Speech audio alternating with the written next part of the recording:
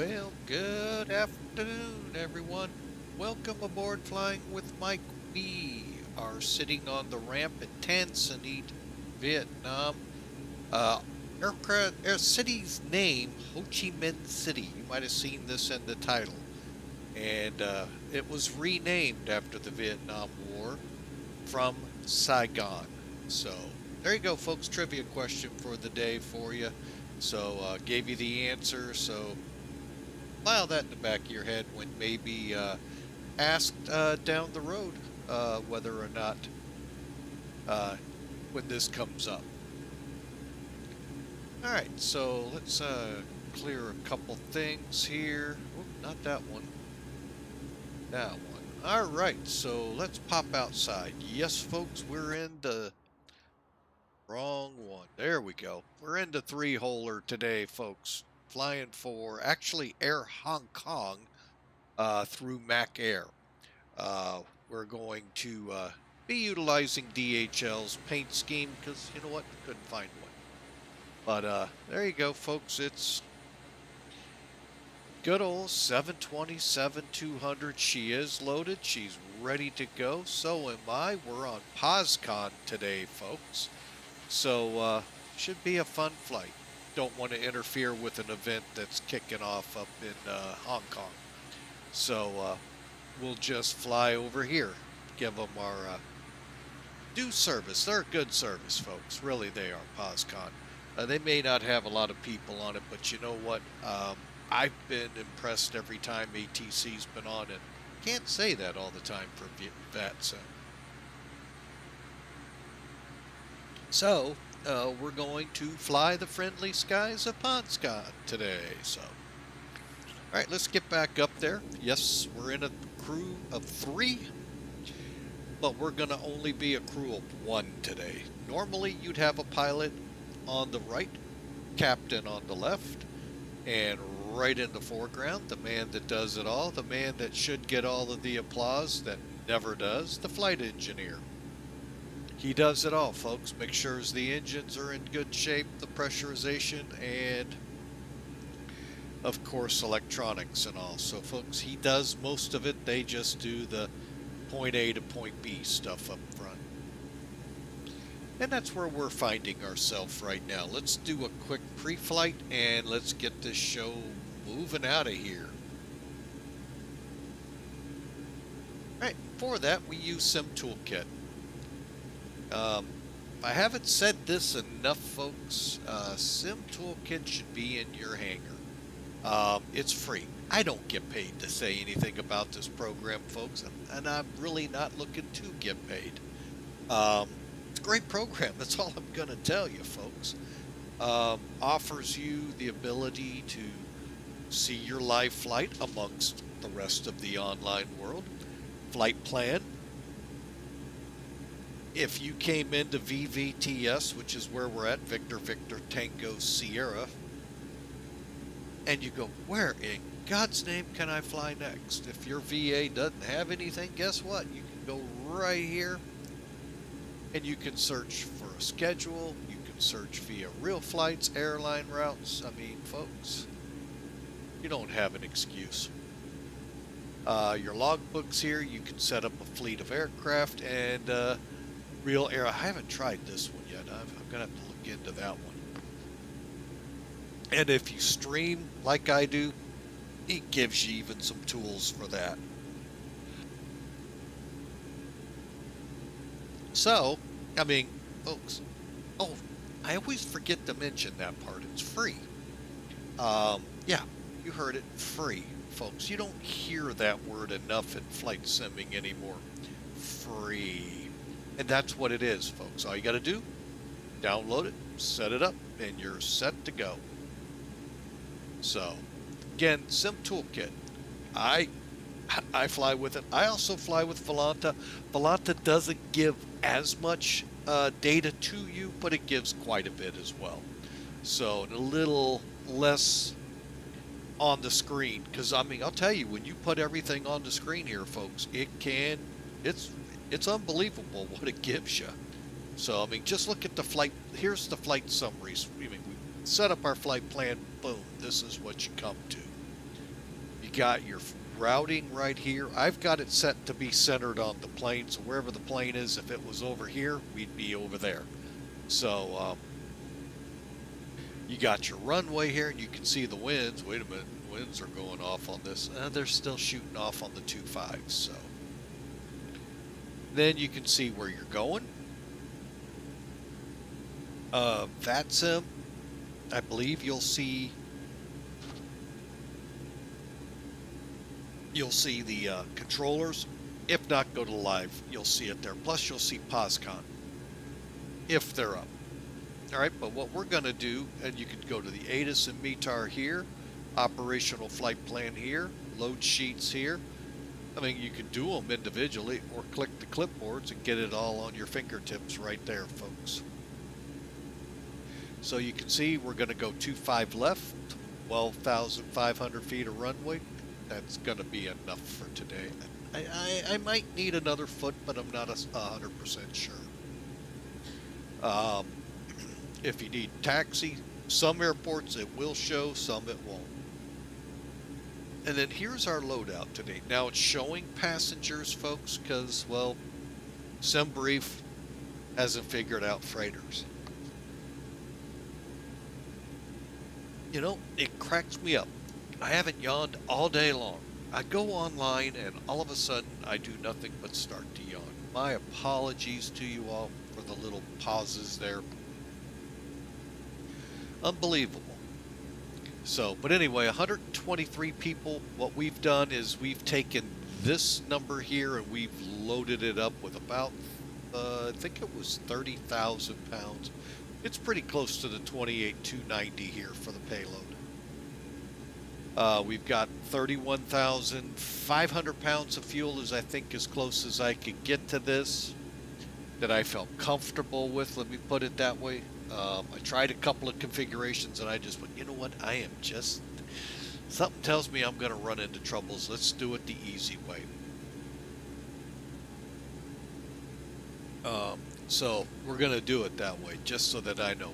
Mach 0.80 for the flight today. Flight level 350. And here is our flight plan over here. Like I said, everything right at your fingertips, folks. Across the top, you see the information. We're Hong Kong 18, Tan Son to Chop Le Coq Airport in Hong Kong. That is not our tail number. I switched it from the newer DHL colors to the older, more prevalent, probably on a 727 DHL colors. And then the rest of it here, yeah, we're running a little late, actually intentional. So so let's roll down here. Mach 0.80, 886 miles, and we got a wind out of the south at about 6. That'll kind of go to get us up there. That's about all it's going to give us, folks. Sorry. We're going to be doing, the engines are going to do all the work today. No help from God above us. So, and then down below, you got our weights, and everything is well under the maximums. Fuel, if you're interested how it breaks down, there you go. And we should have about 10,900 pounds ballparking at Hong Kong in case we have to go to our alternate up in Guangzhou. And then finally, there's our routing. Now, if you go to SimBrief, it's going to say something like 2F or 3F, something like that. And that's an RNAV. Now, technically, with the FMC, I am not running with the SIVA stuff in here, folks. Sorry, just no thank you. We're going to run as best we can without having to call it RNAV, and this one is technically that. Although, it's really the same departure, just not showing the transition at Patma. So, I don't get it. Canto 3, I think, is an RNAV. Anyway, there are no conventionals into Hong Kong. And no, folks, we're not going to Kai Tai. We're going to the new Hong Kong airport.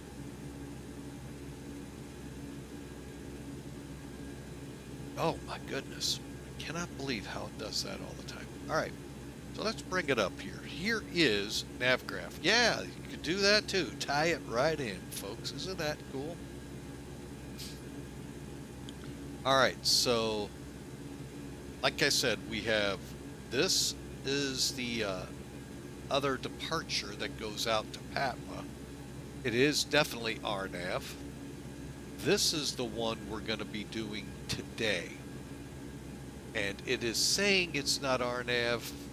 Well, you know what? It may not be now that I look at it, because basically we're going to be doing a, well, we'll let it talk for us. CADMA. Yeah, we're going to go ahead and get all of this stuff out of the way, fire it up, power back, go. You heard it, power back. And if you weren't here for yesterday's stream, folks, we had some fun. Be watching for it. From LaGuardia to Midway. A lot of fun on it. We no APU started the Zebo 737. We came in at or possibly under minimums into Midway. Yeah, really fun flight, folks. All right. So after departure, we'll maintain runway heading, distance 4.3 of TSH, which I believe is Tanzanite VOR. It is.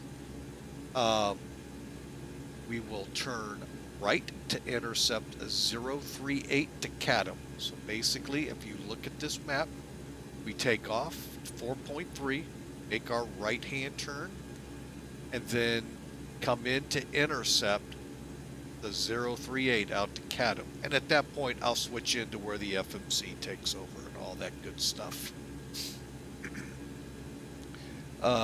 Taxi, very simple. We're parked way down here. Let me make that a little easier. We're actually in stand 51, so we'll power back facing east. Then we'll come up, taxi. I think we can taxi straight on up and then over on Sierra to 25 left for takeoff. So there you have it, folks. Let me clear. Now, one nice thing about this is I can actually put our departure on here. So we can actually see what we're going to be doing. And no, we're not doing that departure. We're doing the 1 hour standby. Kendra doesn't have it.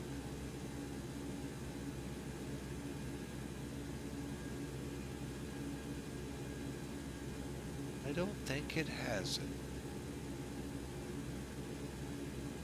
All right, well, anyway, folks, that's the other one. So we'll be flying it right here.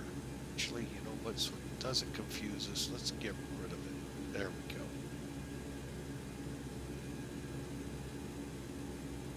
All right, so that way it's a little easier. It doesn't confuse us. Okay, so let's pull this away. What I'm going to do here real quick, folks, set up our radios while we got a few moments. That way we're fully ready to go. All right, so we need 122. Actually, correction. Out of here, departure frequency 122. Well, wait a minute. We have a CTAF.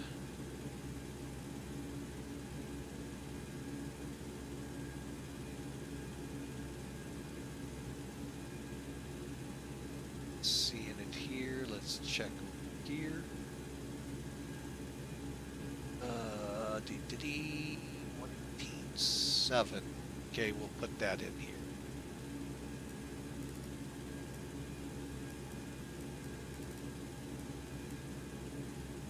Okay, and over here, my favorite channel of all, 1, 2, 3, 4, 5. Put that there, put 121. Where are you? 5 over here. And we're ready to go with the comm radios. Now, we need 116.8.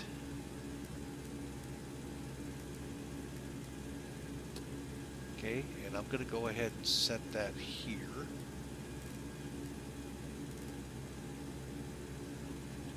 I'll explain here in a second why I'm doing that. And do we need another? Oh, okay, so for now, this will work. Why are we set up this way? All right, it seems kind of redundant, and it really is kind of, in my mind, silly, but then again, I am only a private pilot, and it probably makes sense somewhere out there in the aviation world, not to this guy. Okay, remember, nav1, DME1, nav2, DME2. That's what you got to remember with this plane, okay? All right.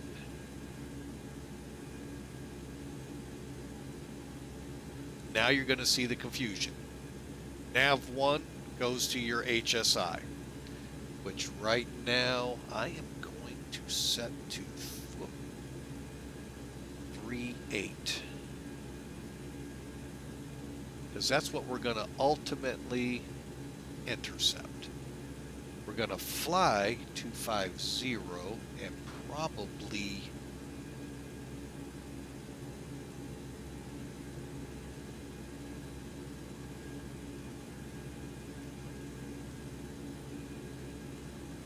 go. That's close enough. 25. Oh, no, it is right on the numbers. What am I thinking? All right, there we go. 250, and then we'll make our turn, and we'll probably fly just 100 degrees, maybe 80 or 90 to intercept, and then get on it. Okay, so again, nav1's data comes here. Look here. That's DME2. What? Why is that DME2? That's how they set this plane up. Come over here. Guess what? Okay. Granted, if the control stick wouldn't get in the way, again, nav2 goes on here. There's DME1. You see what I mean, folks? That's why we do it that way. Some people will also set it up, if they're going to fly strictly where they go right to the INS or right to the FMS, they will just simply use this on the DME, put it on DME2 as knowing how far back to go.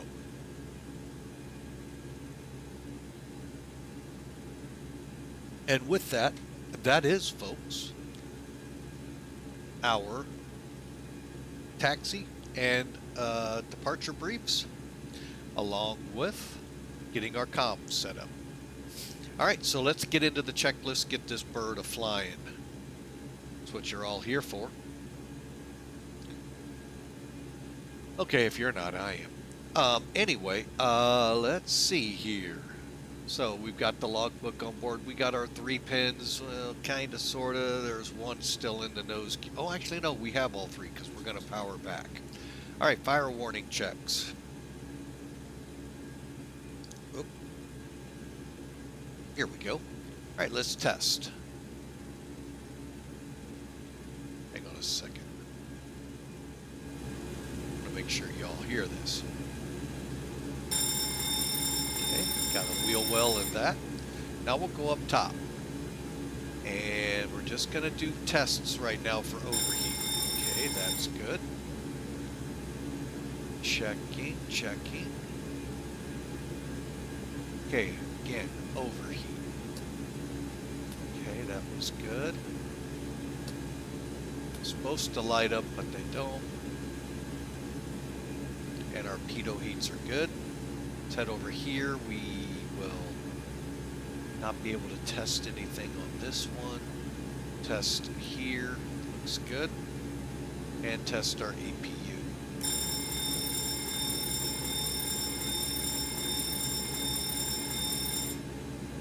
All right. And finally, guess what? It's light. Covers are down, light check. Check every... Yeah, you saw that, folks. See the bulbs come on.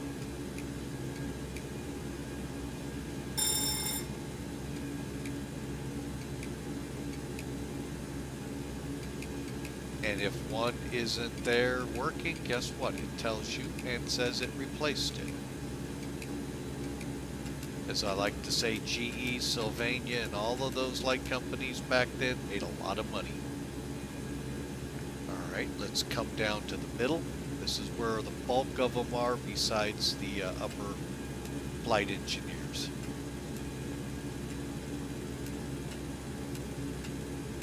And folks, there are light bulbs you may not even expect that you have to check.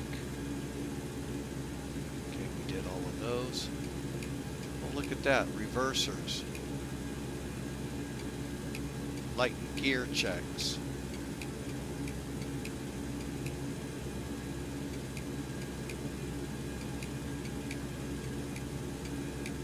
Yeah, everything, folks, has a light bulb.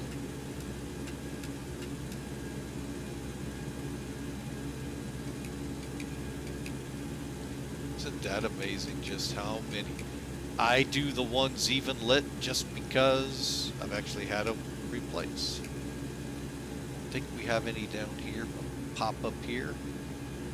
I go through each and every one of them, folks.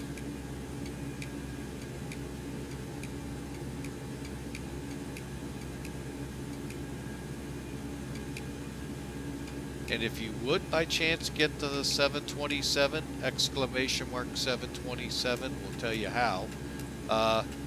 Giving you some things that'll help you. I had to learn a little bit on the hard side, not much. Power back caught me off guard once. 2 of the 3 engines showed in reverse. Guess what? One of the light bulbs were out. That's why it didn't show the 3rd engine in reverse. Oh, trivia. Military guys, especially Air Force fire. Remember all those in-flight emergencies for unsafe gears that we had that they never came in with an unsafe gear? Well, guess what? It was a light bulb.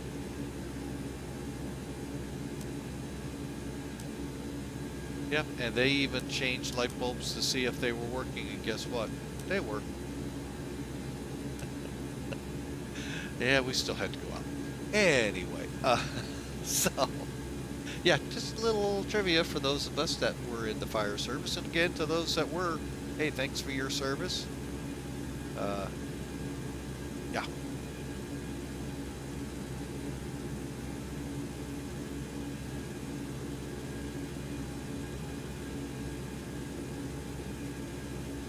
Put the flight plan in here real quick.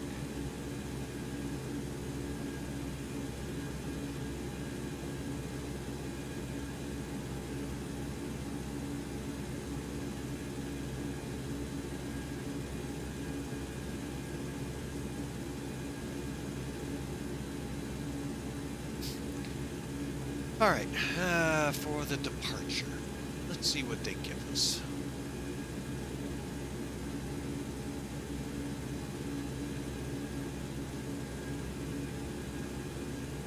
Is that the right one? Hang on, folks.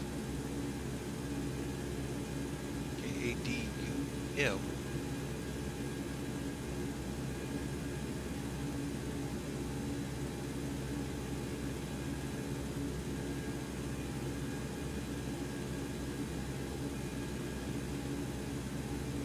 That's it. Doggone. Oh.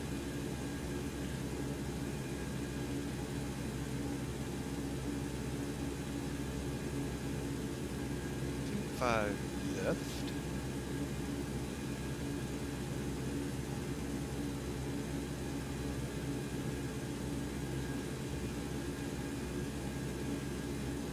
Okay. All right, so it's in there. Takeda.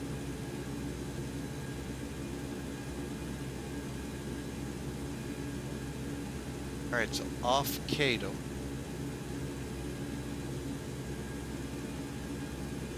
We go Q2.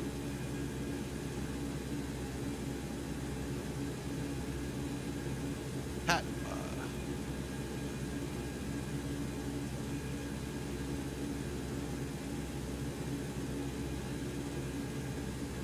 Off Patwa, go W12.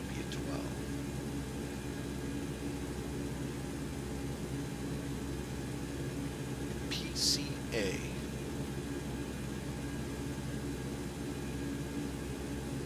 Alright, so we got that locked in. Alright, G221.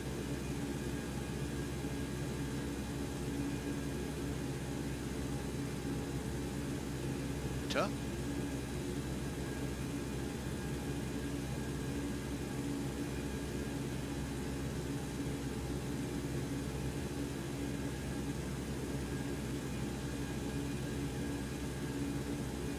A1 to Aquila.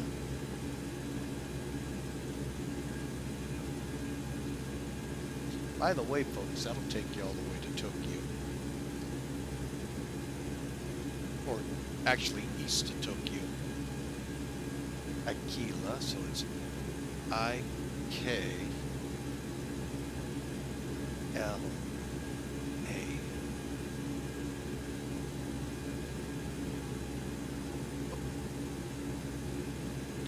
Okay, and then from there, the Victor, wait a minute, P9.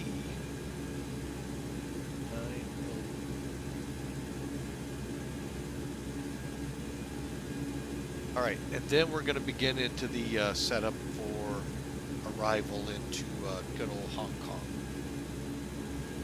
They have these transitions, and that's what we're about to set up here after this one. So IDOSI.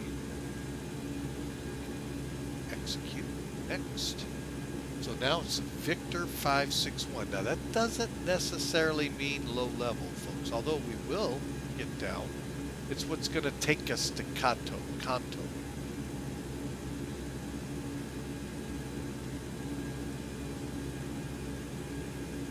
And then from there, the Kanto 3 Alpha in. We can do that in flight. All right, so VNAV. Next page, 5000, and progress. Boom, took it this time. All right, so we're going to go back over here. We're going to set 36,000. Now, folks, I set 36,000 so that it adjusts for us to be at 35,000 on the pressure in the airplane, no more than 36 and so forth. So. And I'm going to also bring our cabin pressure up to 8,000. No, we're it, so we're going to do 7,000. All right. Pretty simple stuff, wasn't it, folks? All right, so we are, I think, ready to continue on here. So the FMC is set up, briefings complete, oxygen and mask check, fuel check. Let's just look in here. Go. Looking good. All right, passenger signs on. Cargo, take your seat.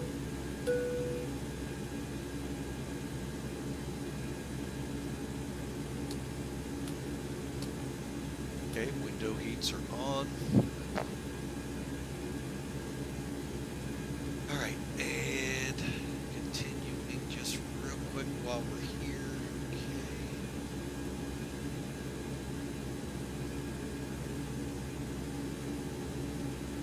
Everything test, that's good. And lights are set how I want. All right. Everything set here. GPW test.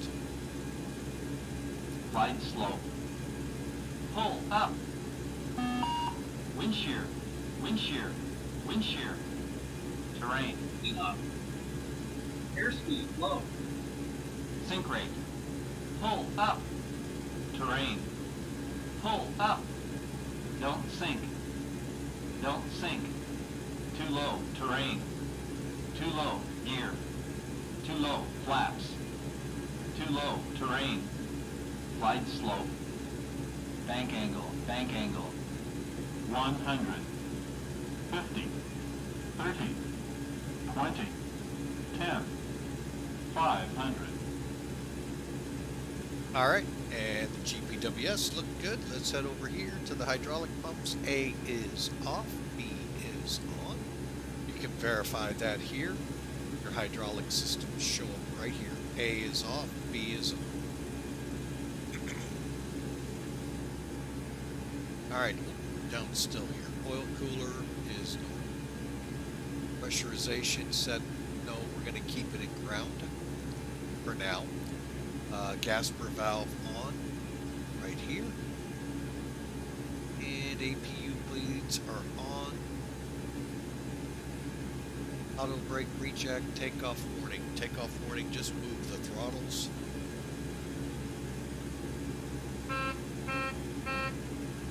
Okay. Parking brake set, and red light showing. Nav comms altitude set. Altitude is not set. Let me check thing before call it ready.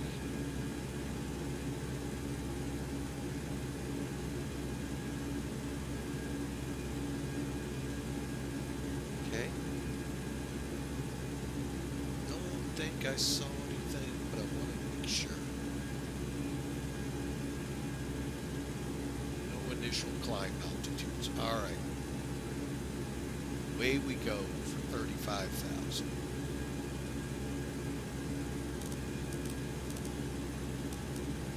Okay. And that, folks, gets us to the point where we're ready to go. All we got to look at is the rudder and aileron are zeroed. We are ready to go, folks.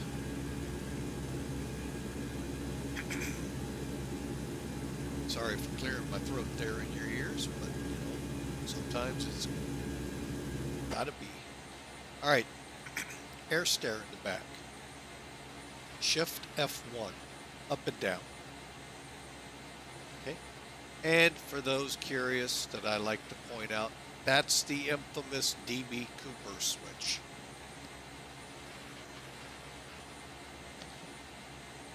There was a man that jumped from a 727 back in the 70s, just robbed a bank, and he used this door in the back with a parachute. You would think it'd be a little conspicuous if you were carrying a parachute with you, but I guess back then they didn't care. So yeah, he jumped out of the plane somewhere over, I believe it was Oregon, and never to be seen again. Don't know if he lived, don't know if he died. I don't even know if the money was ever recovered. How the airlines got around this with the aircraft with a rear door like this, DC-9, MD-80s, and the 7.2, they put this little device on it. Probably cost them millions of dollars at the Boeing plant to put it on, but you probably get it at the hardware store for about, back then, probably 10 cents. It's just a lever that moves over the door so it won't come down. Ingenious, I know. But anyway, I digress. All right, so we're ready to push. Let's fire it up. Let's get the APU going. Actually, you know what? Let's first do the onboard checklist. Batteries are on, APUs not on yet. Stall warning. Let's do that check. Light recorder checked. Passenger signs. Now we'll go to recheck takeoff. Get the seats armed. Window heats on. Radio transponders all set. APU. Here it is, folks. All you have to do is follow the directions. Hold APU switch for a count of 3. All right. 1, 2, 3. Buckle my shoe. 3, 4. That's for if my granddaughter was watching. Doubt she is at 1. Pretty sure Simple Tunes and Bluey and shows like that are taking more attention than me. I'll have to report that to the Grandfathers Guild.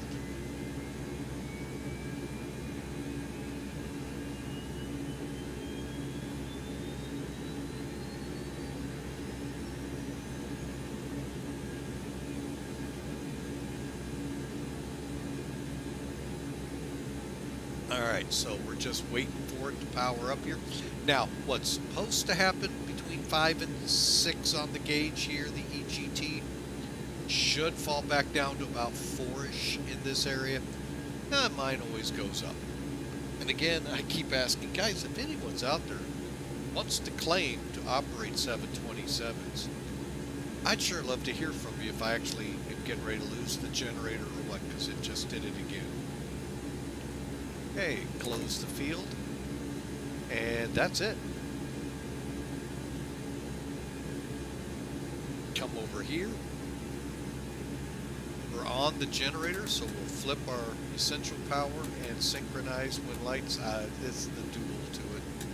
Both the APU. We're on the APU right now. Galley power off. Packs off. Mainly so we can build up pressure. Need to be above 30. We are way above 30. We were before. And the bleeds are open. Alright, here we go. Start them up. Very simple, folks. Now, I am going to do it. First engine's going to be number 2 we start. That's the center engine. Okay, start switch open. And the valve is open. That light right here, these are your start valves, okay? And then up front here, we're looking for N2, which is right here, just past 20. We can put fuel on, folks. And it's firing up.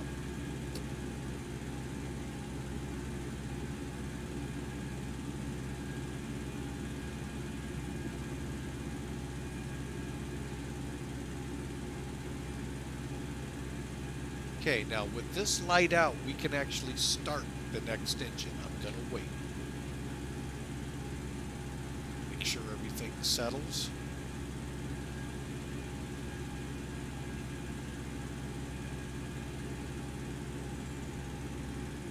Okay, get our carts away. Head back up top.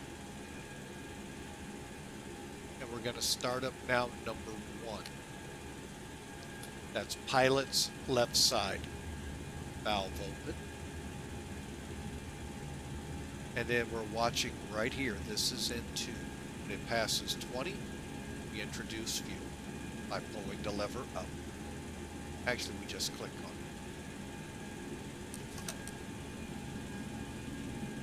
it. Okay.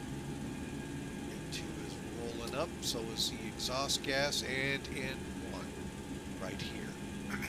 Look at it as your way you look at the engine, folks. Fans in the front, and you got a middle section. That's where all the fuel and the big gas temperatures are. And then in the back, you got more fans.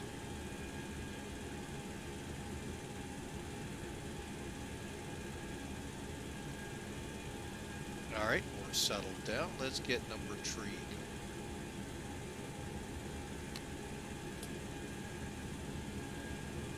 Okay, light on.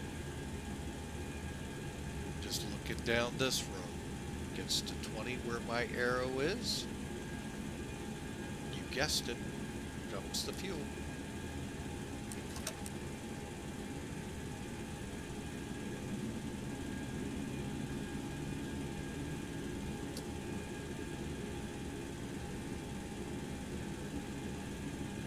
Exhaust gas is building up. It'll settle down here in a minute. Oil pressure should be coming off. There it is. And 1's reaching green, N2, they're all settling down. Got 3 good engine starts. Alright, that means we come back over here.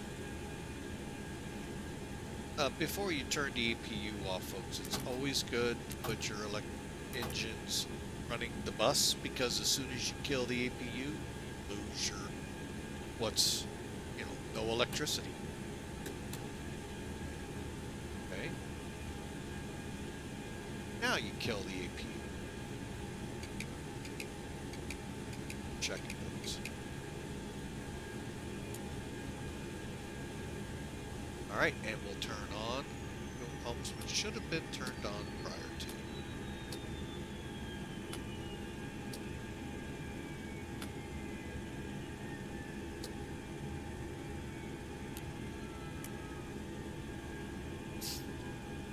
All right, we are gonna now bring packs on.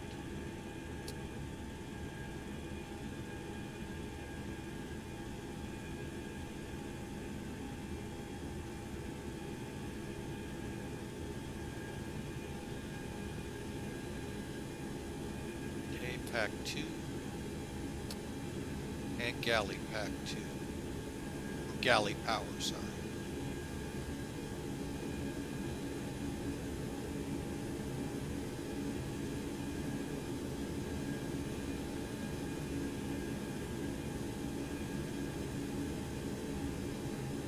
And again, we're still not changing this, folks. Oh, yeah, our landing altitude.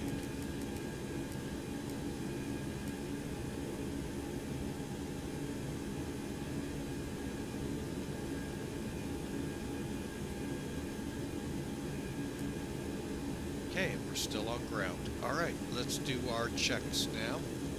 Okay, so electrical generators are on probe heats. Let's get those running.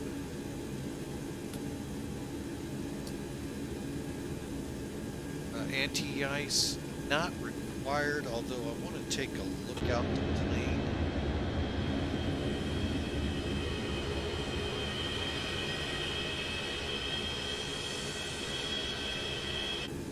It's starting to look like it could start to storm here. If it does, we'll kick them on. Flight controls, okay.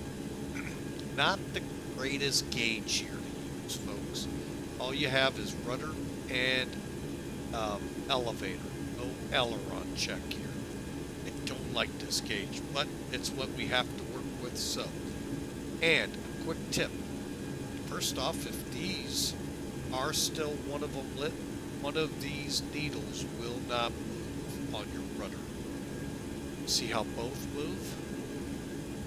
One of those, see how they separated the ends? One of those will not move, whichever hydraulics you didn't turn on.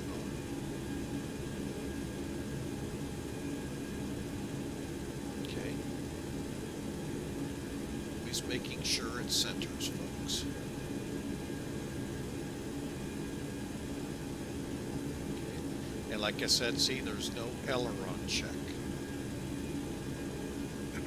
And by the way, folks, I know some of you are going, really don't like it when the control wheel's in the way. Is there a way to get rid of it? Actually, there is. You come over here, the options, right there, visible. See, they go.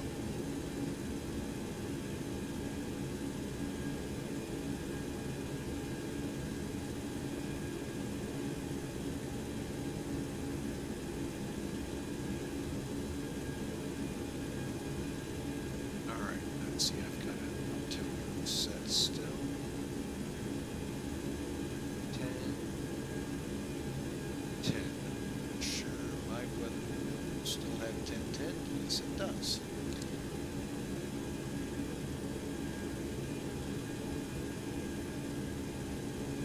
Now, from what I can tell, folks, going up to Hong Kong, yeah, we're going to have some weather.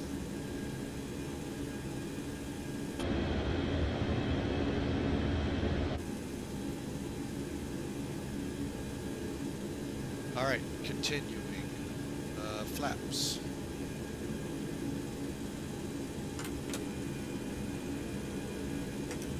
Already know we're going to do flaps 20.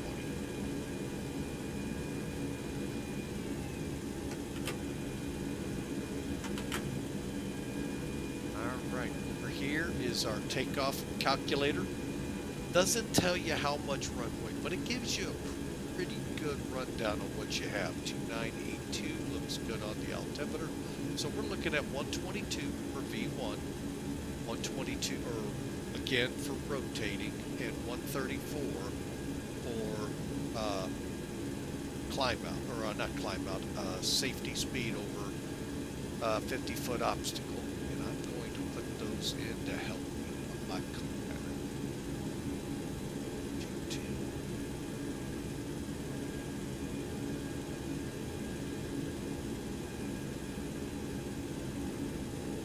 Save. And that's a feature on Mac Air's ACAR system. Also, you can see now that our trim is 5.41. All you have to do, you don't don't have to figure that out. There's click the green arrow, puts it where it needs to be. And how long it takes to double. Here's the rest of our flap speeds as we go up clean at 200. All right, weather radar, not set yet. All we're gonna do is set the panel up. Tara set, T-A-R-A. Again, folks, here is your transponder. It's kind of in a weird spot. So it's up top here. We're ready to power back.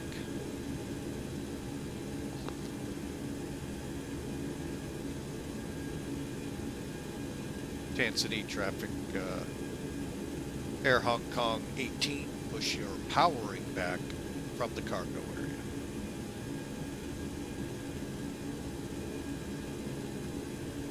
Okay, there's our indication we're in.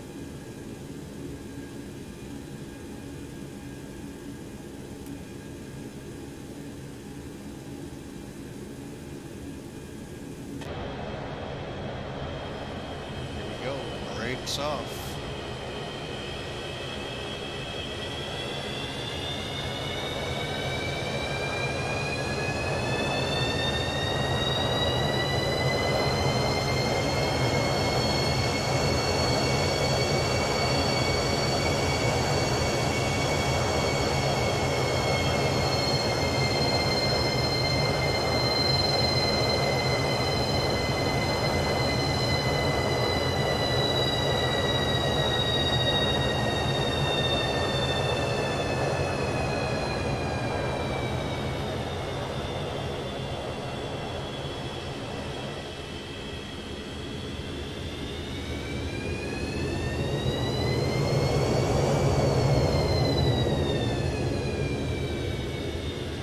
Don't want to use your brakes backing up, because what's going to happen is going to lift your nose up. So it's recommended just push the power. Move it forward once you come out of reverse.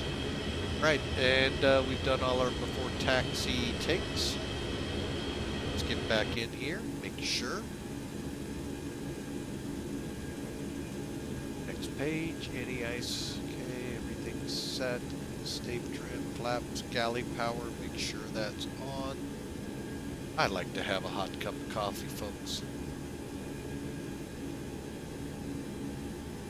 Alright, stave trim, electrical, no lights, fuel on, hydraulics set. Hey, everything looks good. We're ready to go. Cleared for takeoff will be our next one over here. Let's get after it.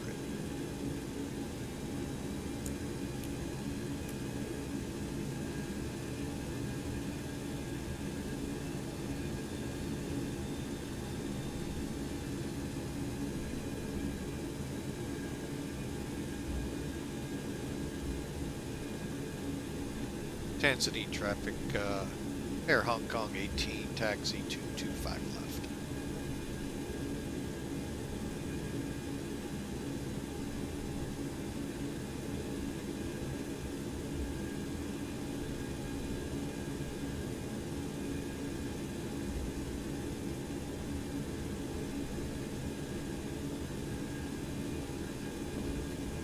All right, we are on our way. Flap speed, everything looks good. Taxiing away. I wonder, you know, I've always wondered, this is the old Tanzania Air Base, folks. So those of you guys from Vietnam that are familiar, I wonder if this is the old operations area. So before they went and did all of that, I don't even know if that was even there when this was operational some 50 years ago. So actually more than that. Oh no, 50 years would be about 50, 60 years ago.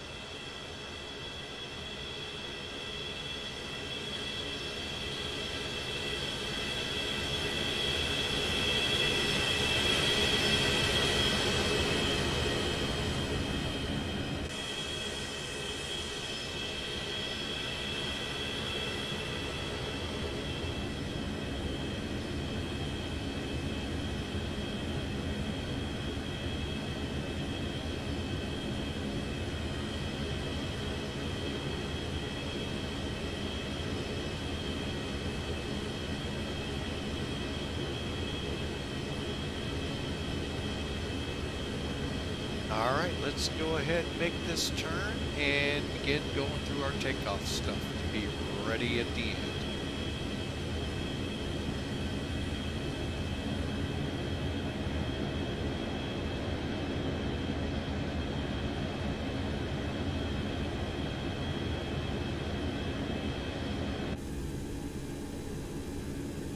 All right, final checks, departure plan in, attendants notified, coolers off, fuel heat, auto pack, normal,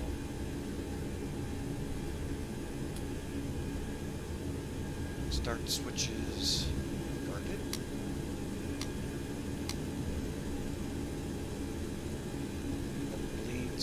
Packs and AP as required, CDU set, and flaps 20 and 20, green light, ready to go. And tower, Air Hong Kong 18 will be ready at the end.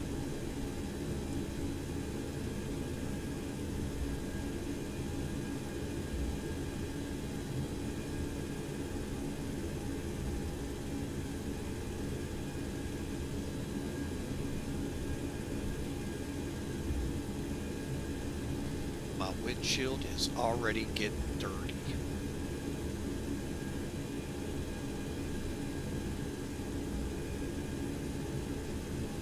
Oh, excuse me.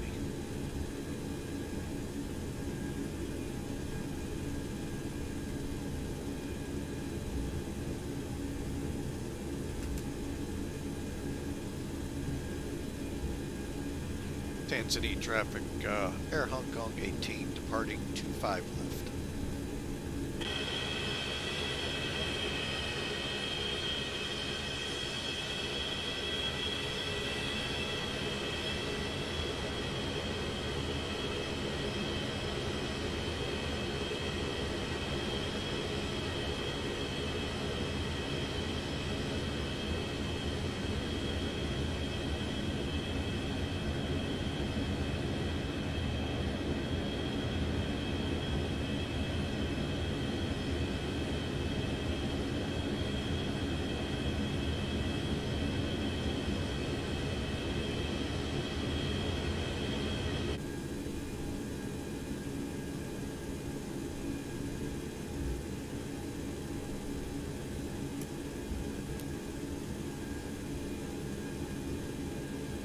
Guess what, folks? We are going to do a rolling takeoff here.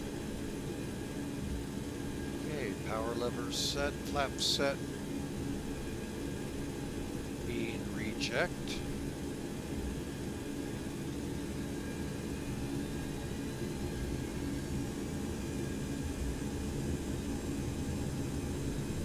All stable, here we go.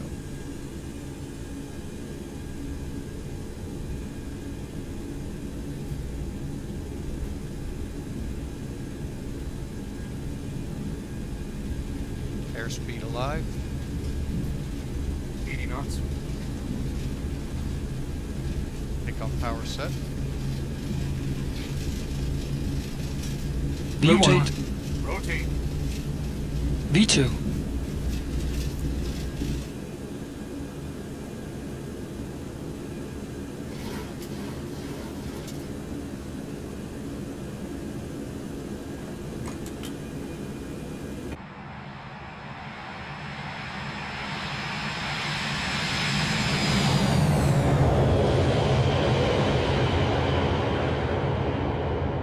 Gear up.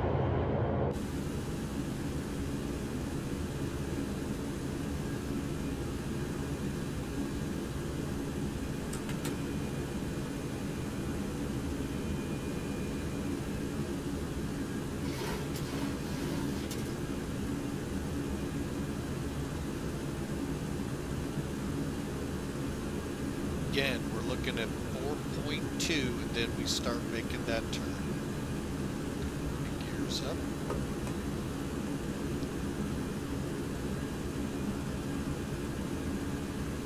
Disarm.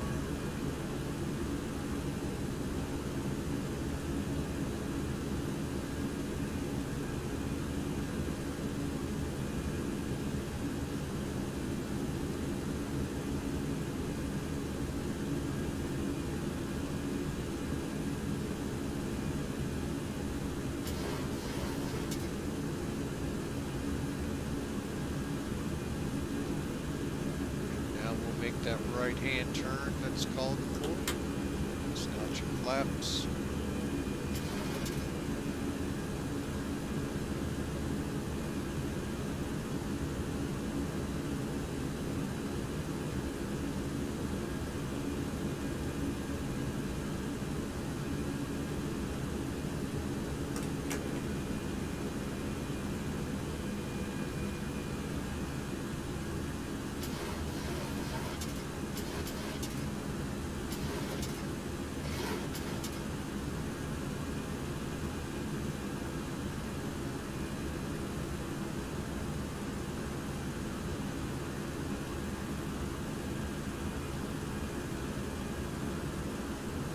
Bank angle, bank angle.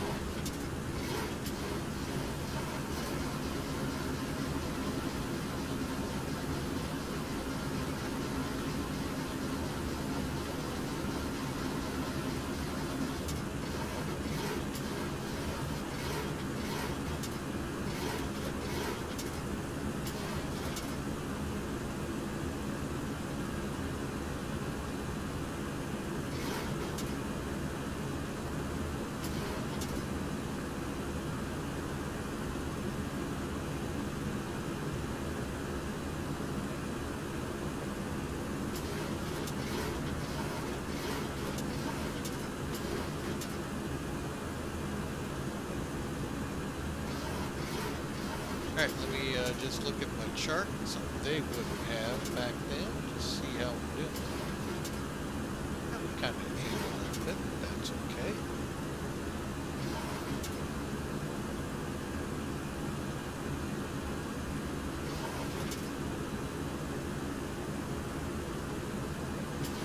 Alright, we're coming up on 8,000. Not a bad departure so far, folks. Had worse, don't worry. I've had worse.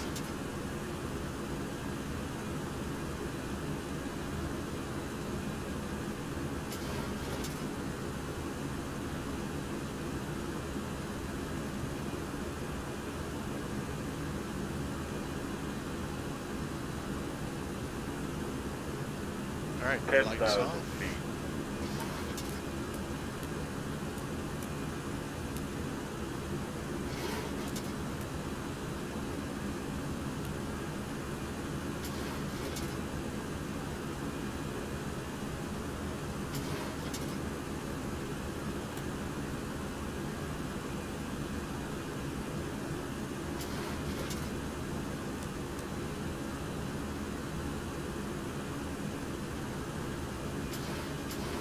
All right, we are turning on course, folks.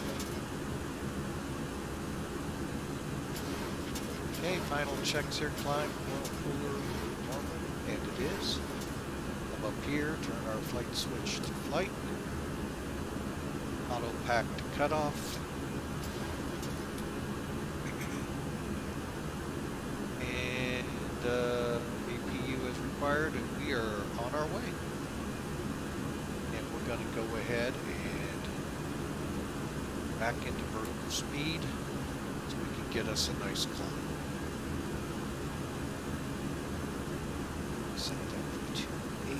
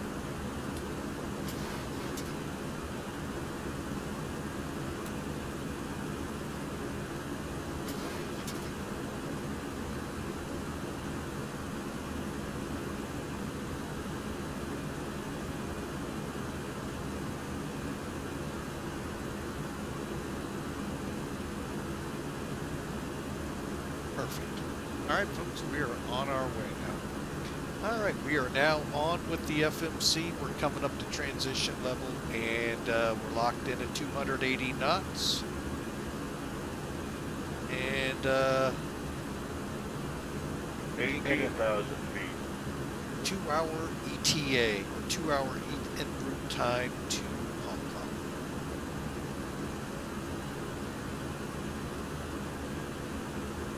Okay, and with that announcement, let's go 2992.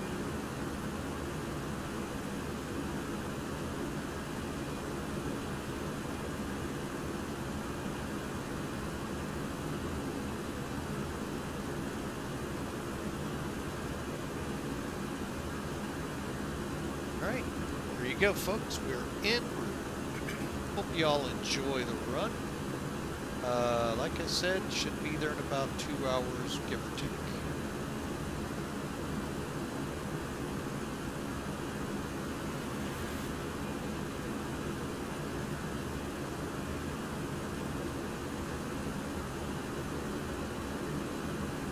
Hey, Hawker, sorry I missed you there.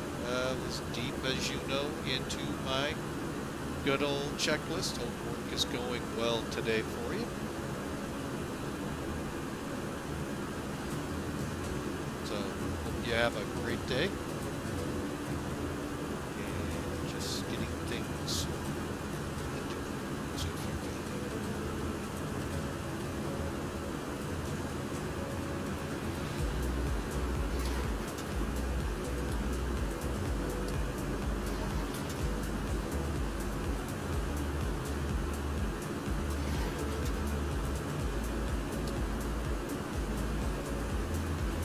all right. Just folks, kick back. It is hump day. On the bright side, at the end of the day, we're sliding into the weekend. So enjoy. And be there faster than you can realize.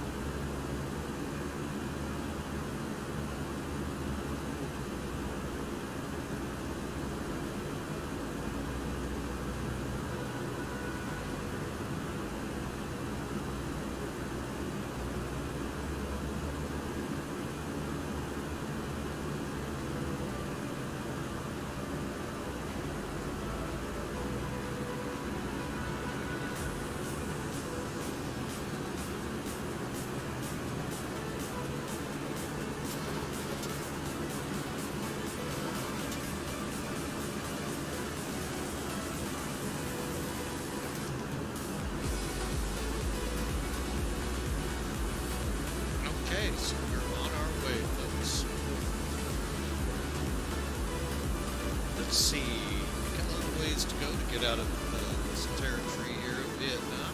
Then we'll be crossing the Pacific over to Hong Kong.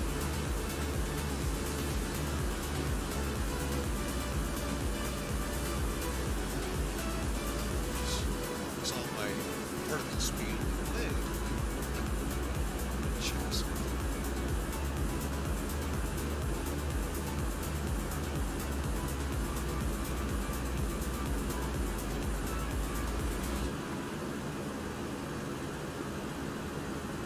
I think that's better time. And what we'll do now is just do our quick after takeoff seatbelts and gear, flaps, packs, set, pressure check. Back here. Let's close them up a little bit.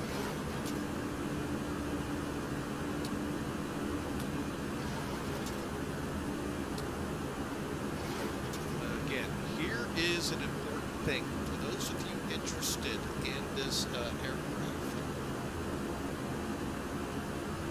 Again, you can find it here.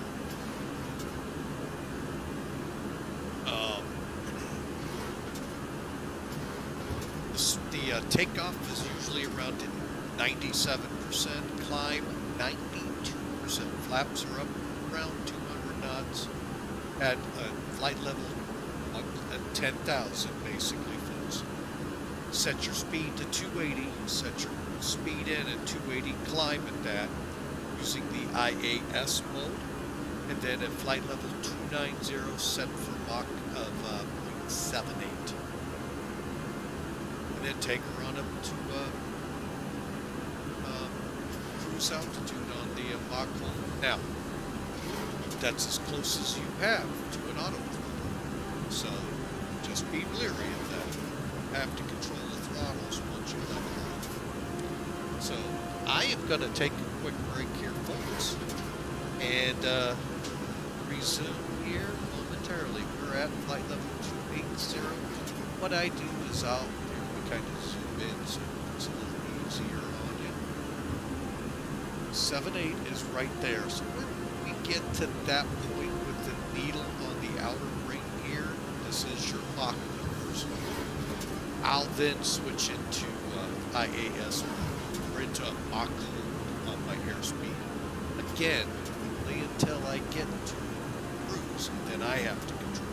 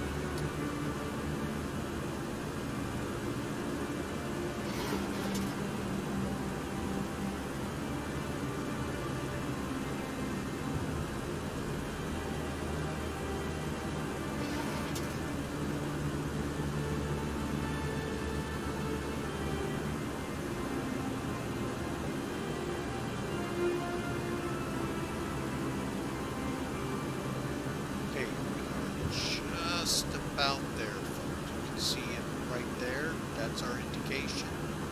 So we're going to be about 30,000. Switch it.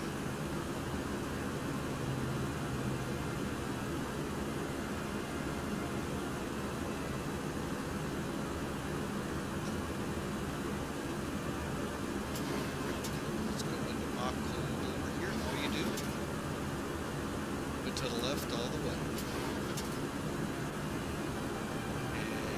59 frames a second. Pretty good.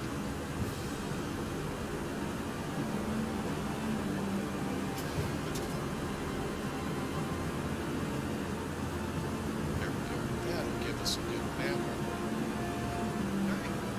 There we go, folks. Onward and upward. See you in a few minutes.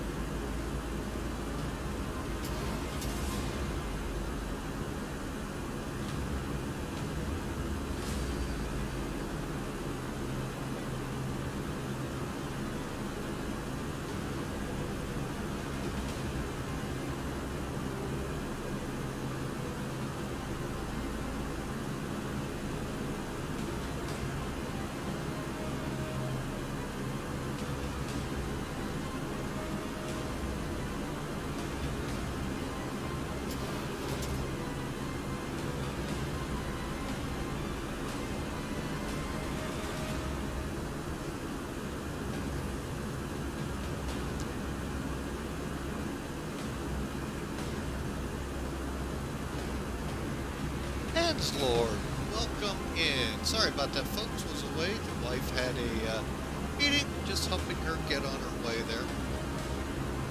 We are level at 35,000, Mach 0.8. Set some cruise power here.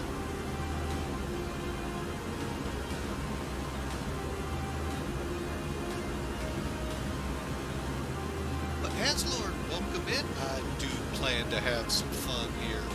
Boy, we had fun yesterday, folks. That video, I think, will be out in a couple of days. You'll know when it's out. It'll be a Southwest 737 from La Garbage Can, otherwise known as LaGuardia, to Midway. Okay, another garbage can. But anyway, sorry, folks. I have to poke fun at Chicago any chance I can. All right, so we are level cruise, and also, folks, you saw he could redeem 100 points to highlight the message. I'm working on that, folks, and I know I've got a couple people asking me, and work is just kind of rough the last couple of weeks. Got a little bit of a break in overtime coming, not much. And once that gets here after this shift coming up, we'll be able to get with you all, because I need some help. So, but there you go, folks. You can use those channel points you get for, or as I call it, cups of coffee. A lot of cups of coffee for that, I realize, but you know, hey.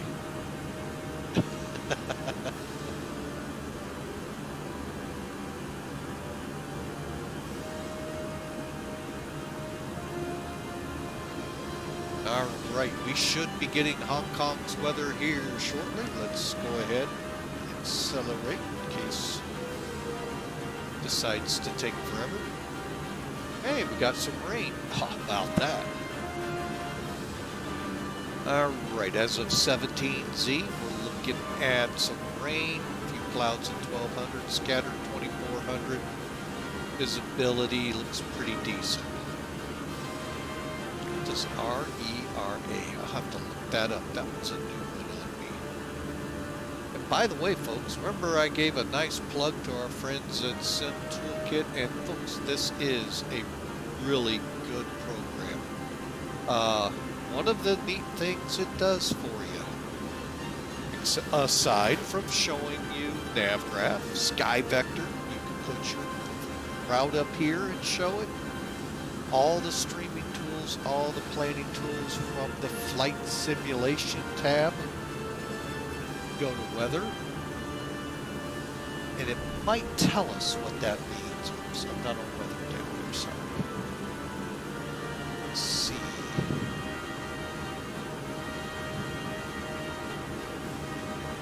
There, 17.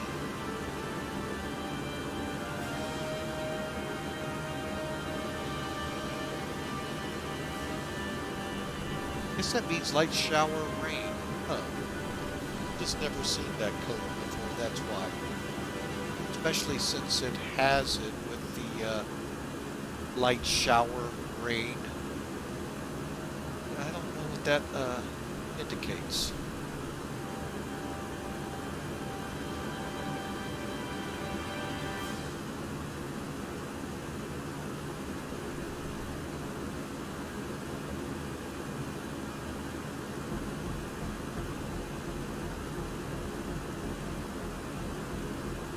Let's kick off your weekend.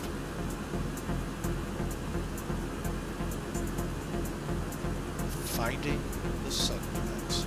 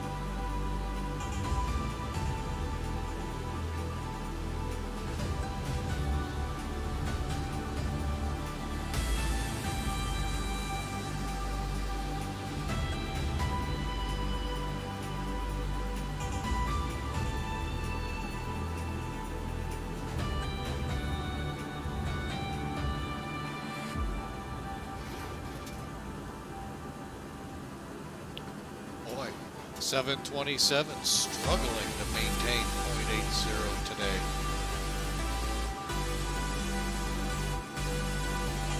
Wow. Well, I'm waiting to get the word that this plane is ready to go for X-Plane 12. And also for the 747-200. Now, I actually have it loaded. I haven't tried it yet. I have been told it's not fully ready for X-Plane 12, but I do have it loaded. It's not, folks, this isn't a teaser to get you to get it. Well, consider it for X-Plane 11. But I will be debuting it here soon. I just want to make sure everything's going to go decently enough, even though it'll be X-Plane 12, that, hey, get it for X-Plane 11, folks. Learn it, understand it, and when it gets ready and available for 12, you'll be ready to go. Alright, so we're up to .80 again. Watch our speed. And just kind of relax. We're gonna, about 20 minutes from now-ish, maybe 30, we'll plan an arrival brief. Folks, it's not really gonna be that in-depth. Looking for a professional one. Folks, I was a private pilot. You wanna know the most I ever did? Alright, there it is on the map. Okay, hang on, let me do it right here. Hang on, I'm doing it wrong. Alright, there it is on the map. Okay, I've got a 2,500 foot runway. Okay, so I'm gonna probably eat up a fifth of it, and we'll land at our normal checklist says 80. Yeah, we'll land at, or I'm sorry, 60. Yeah, we'll land at about 60. I think that was it, folks, as a private pilot. Commercial pilot, it gets a little more in depth. And I can hear the commercial pilots go, man, I miss those days.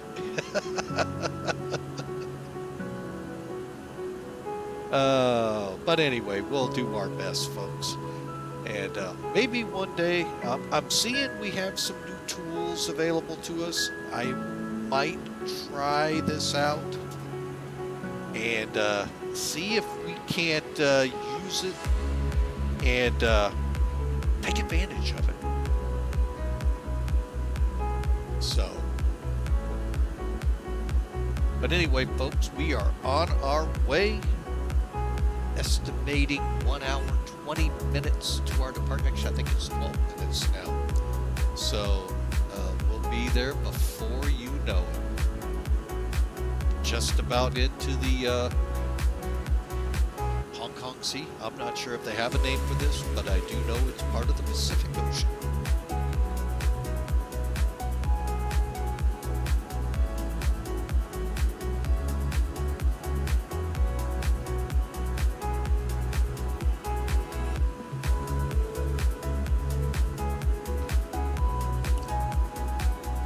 I would suggest, folks, now is the time to put your predictions in and grab some popcorn, candy, whatever you would normally do at a movie theater, and of course the beverage of choice, and enjoy the ride into the landing.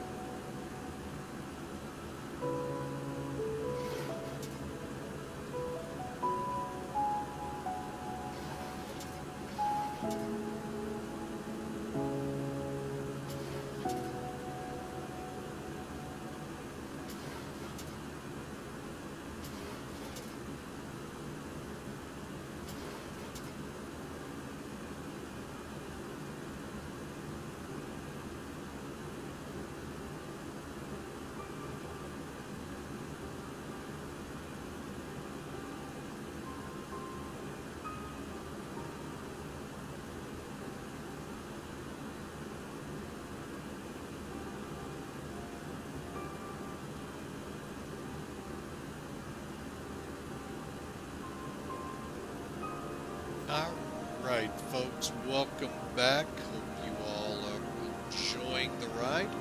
Hey, if you like the stream, we'd love you to smash that purple follow part there.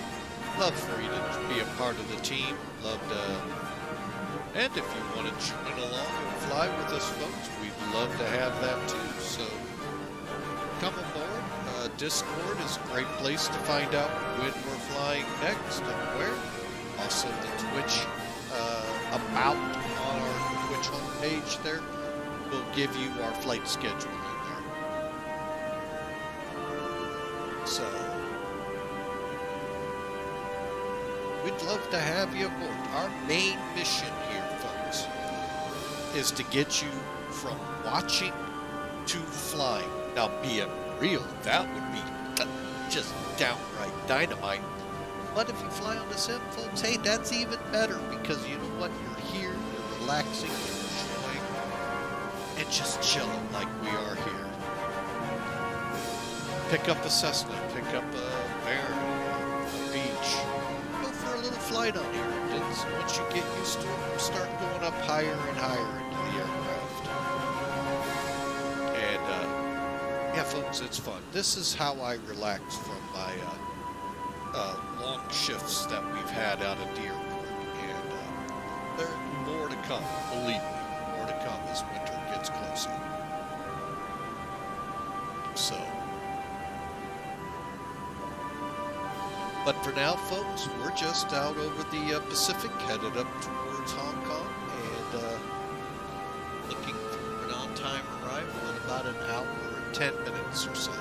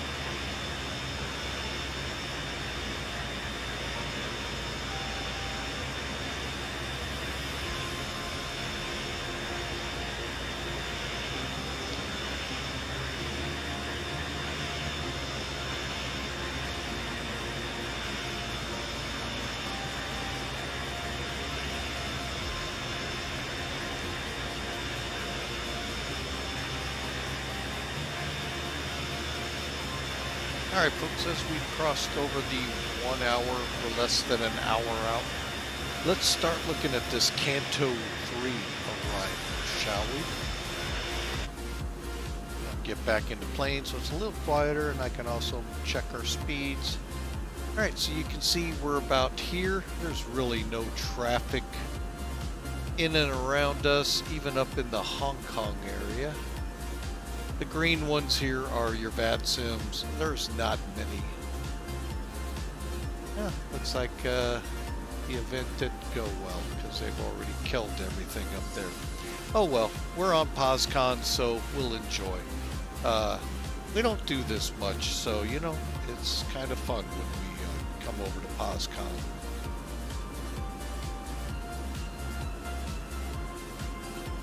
Alright, so as you can see, we have some weather waiting for us up here. So let's get down and dirty with it, shall we? Here's where we are on the chart. That could also, of course, make it brighter, hurt your eyes. Not really. But anyway, up here at Bunta, we make the turn onto Alpha 1. As I said in pre-flight, folks, if you jump on that airway and don't come off of it, you're going to end up by Tokyo. It's just one, and I believe, I don't remember where it goes after Tokyo, but yeah, you're going to run quite a bit. So you're going to come up the west side of Taiwan and then work your way up the east side of Japan. It's a pretty lengthy airway, to say the least. Alright, so you can see where we are. Now what I have done here, I have put Canto 3 up there, so once we get up in this area, you'll be able to see it.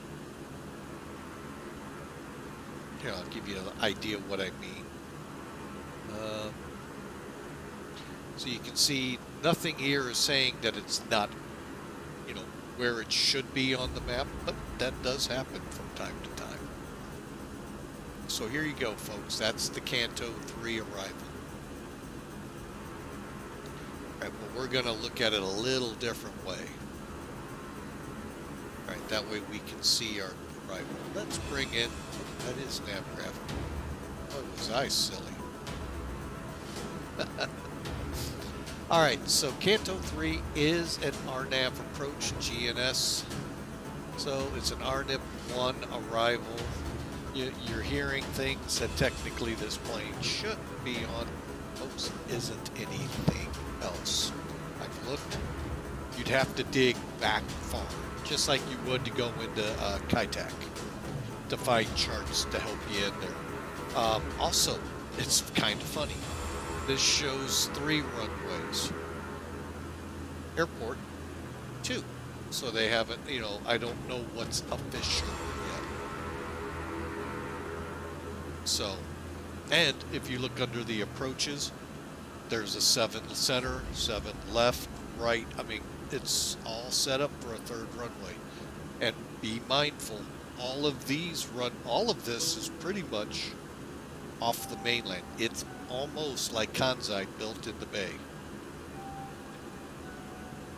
So, some fun factoids about it. Alright, so let's get down and dirty, shall we? And I have not had this up. Boy, am I just batting 1,000. There we go. Alright, now you can see what I'm talking about. Alright, so you see there's showing 3 runways, but the airport map, only 2. So somewhere out here, a new terminal, a new runway. But they do have the runways lined up. Alright, Canto 3. Alright, now this, actually, I am going to pull up the transition for this. Yes, this one. Alright, so why did I pull this up? Well, this is what your dispatchers, if you were flying in the real world, would use this to transition you to Kanto for Hong Kong. Not every airport does. As a matter of fact, probably 95 to 98% of them don't.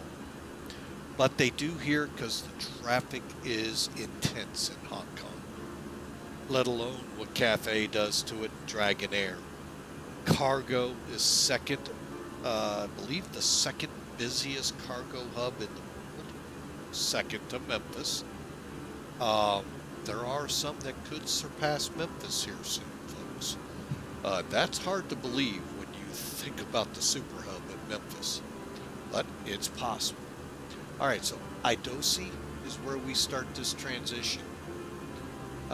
It's basically to transition you from your cruise into the arrival. Okay, so DATIS, we can't do DATIS on this one, folks. I don't know how to do these on international. If we could, it would be just like we do in the US. You pull it up, you can get an idea what the airport's doing long before you get to it. All right, so we're 28 feet above sea level. Now, you're in Chinese airspace, so technically, when we cross into Hong Kong Center, we switch altitudes. It's tough. I used to have it handy dandy right in front of me. I probably do, but I just can't find it. To get me adjusted to the correct flight levels, because they don't run RVSM, so to speak. So, it's China. What do you expect? Think they're going to be like everyone else? Heck no. So, all right. So that's why the transition levels are the way they are. And it basically goes what the HEPA Q&H is as to what they set. We'll plan 11,000, sorry. I always plan 11 in here unless they tell me otherwise. All right, so routing is very simple, folks. We come in from IDOC,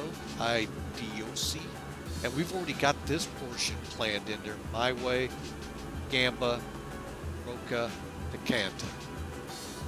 I don't see any altitude restrictions, although we may pick up one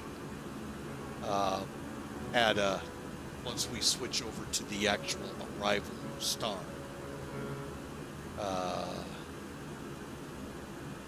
Just making sure none of these.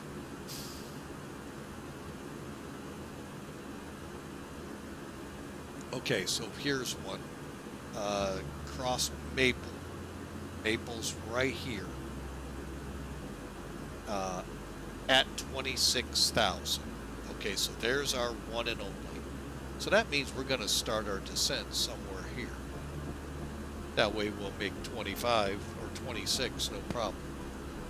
And I don't see any others.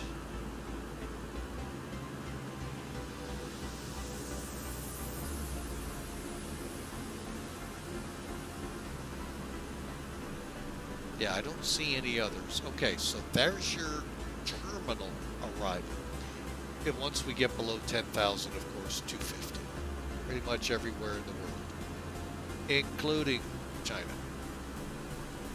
All right, so let's switch over now to the arrival star. Okay, so we're going to work off Canto. So at or above 13 at Canto, 280 knots. Pretty simple. Murray, between 11 and 13. Doable. Then we work our way to Limes. All right, again, DATIS at airport altitude.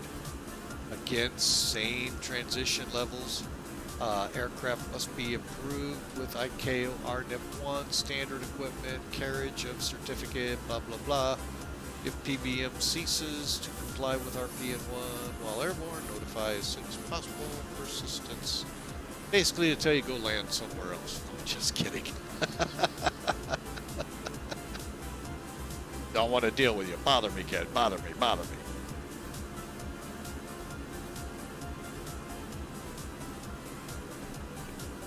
All right. And the thing is, everything here is fixes. You don't have anything showing you what's what. And they even have a contingency procedure, direct Murray, direct Silva, direct left turn to Limes. Folks, it's the same. Direct your ILS approach. I'm sorry, can't write this any better. Again, Canto, at or above 13,000 and 280. Murray between 11 and 13. Silva, Limes, expect the ILS approach, descend as directed. Okay, pretty simple, pretty easy. If we were, here's our descent requirements again, Canto and Murray, okay, in order, we're good there. And if we lose comms, here's what we do. Pretty simple. Finally, ILS. All right, we're gonna zoom over here first, then come back. All right, that way I can make sure you all can see it. Because I know a lot of you ask me, can we see those charts any better? So I try my best to give you as much as I can, yet still the flavor of the airplane. There's our D-ATIS, the rest of our frequencies to expect inbound. All right, so we're gonna set 109.3 down here. Minute. There we go. Let's go ahead and set it now. What the heck? 109.3. Okay, and I am not gonna set it over there. I'll explain. Well, yeah, I better, because that's my DME. See what I mean? How kind of silly it is. But again, real airplane. I've never really been in a functional 727. I have to put that word in the front. I've been in 727s, folks, just not functional. All right, so heading will be 74 course. I'm sorry, 74. VH721, 1,600 feet. Probably on ILS or on glide slope. And then that'll be 1,573 feet above the ground. Decision altitude we'll get to in a moment, and there's our elevations. If we go missed, here's the procedure. And I'm just going to go on and let you all read it. Now this, I like. 9,000 is our transition altitude. I'm going to go with that, but I'll probably switch it beforehand. Alright, RNIP 1 for initial and missed approach. If unable, inform. DMB required. Localizer, ISR unusable. Beyond 25 degrees, left and right. Glide slope must not, signal might be interfered by ground traffic. Is intense stuff here. Alright. So, now we're going to kind of transition a little bit to see the chart. Speed control, Stella. Right here, 180. Maintain to distance 70. That don't make sense. So we're going to maintain it to about right here, folks. Across 4.0, 160, and 150. So we're going to be pulling the power back, maintaining that. That's what they. It's basically to keep people moving instead of getting down. Because, you know, some of these airplanes, folks, you know, bog down to like 120, what is it, A319s around 130. So you're really slowing up the heavies coming in. But we're going to join it here at Limes. So, and that's all we got. Advise approach control if planned final approach speed is below 125. So that's if you're a prop or a flotation.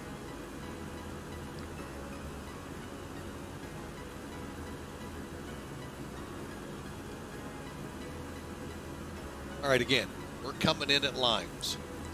So I think all of the approaches actually now bring you to Limes. So we're going to be between 3 and 6,000. 2,000, I'm going to be at Stella 180.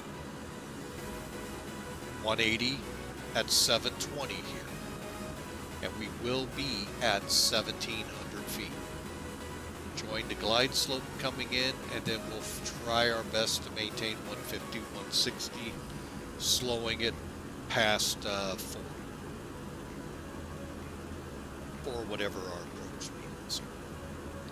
Okay, back over here, you can see the vertical will drop down to 1600. Get that glide slope and bring it in. And we're probably looking at about 745 to 800 feet a minute to maintain that. All right.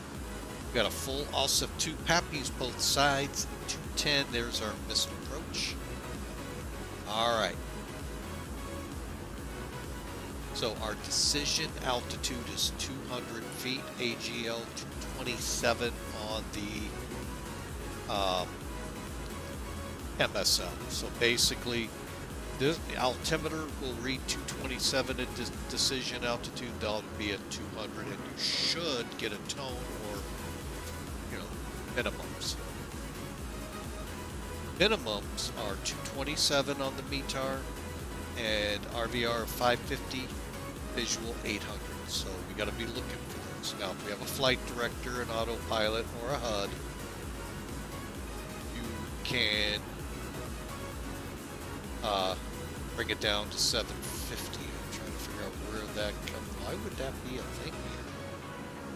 Oh, that brings you to 750 here. It's weird. It usually keeps you here. Oh well.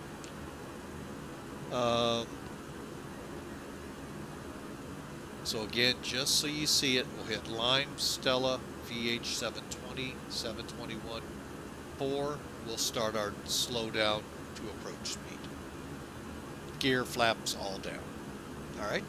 That takes care of Sim Toolkit and our chart sheet. All right, now let's get over here and look at our performance. Okay, we basically, the top one here is your performance one. Takeoff, landing, we'll click on. We're going to plan flaps 30 and be reffing at 127, 137, 140 is approach speed. Then all we do is hit set bugs, and it sets our bugs for us automatically. Now, if you want to play with them, there you go, folks. See how you do it. Power to you. Not me.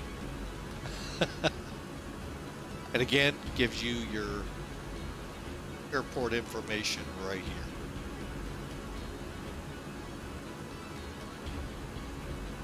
All right, let's see what we're going to have to do for this approach.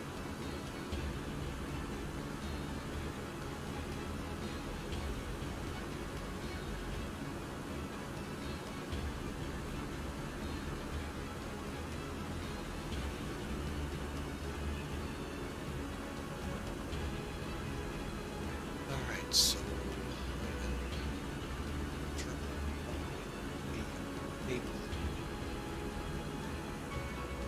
26, so that's 10 times 3.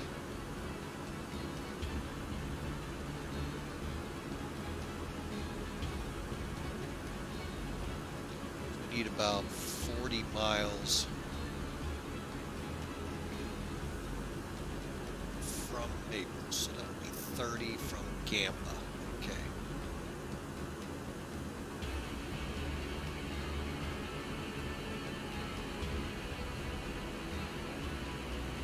Okay, let's get down in here.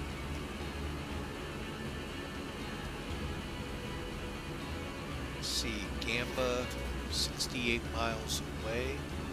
Let's see, where's it at the top of the set? 2 miles out. I got a feeling it's not set right. Actually, it is. 26, wasn't it?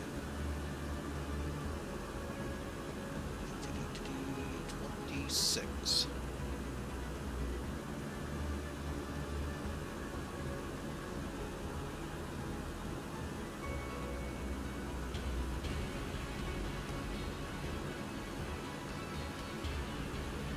Yeah, got some long runs to make still. Okay, take it.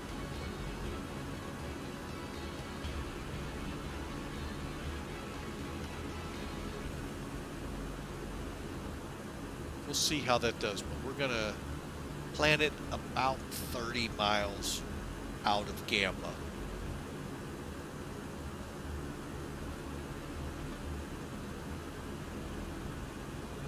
Oh, getting a little slow, so let's pick the pace back up.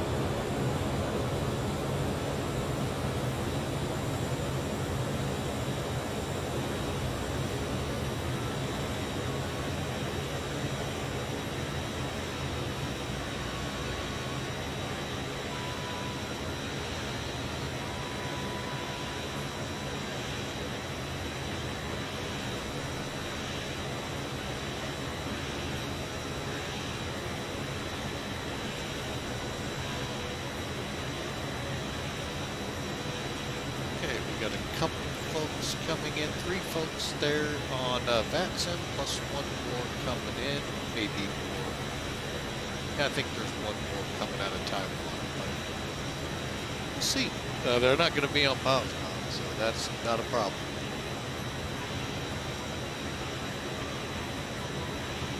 All right, matter of fact, speaking of POSCON, let's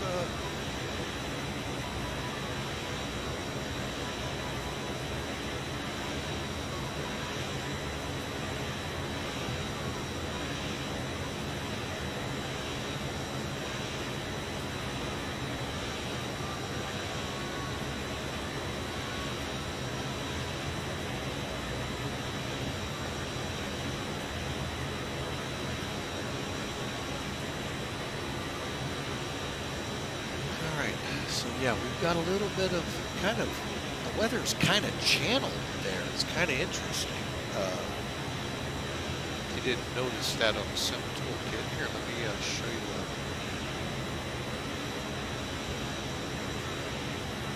see how it looks here. See how it looks like the channel itself doesn't have much going on, but either side is just downpouring. Yeah, ought to be fun.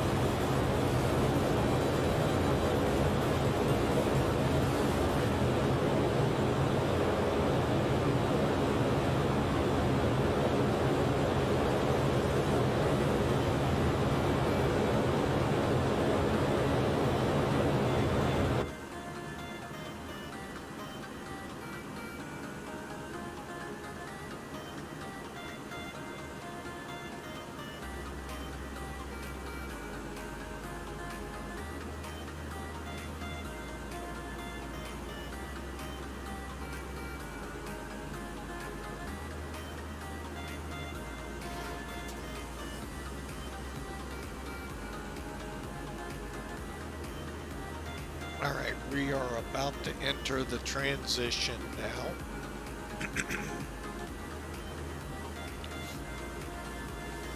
And I notice our speed got away from us.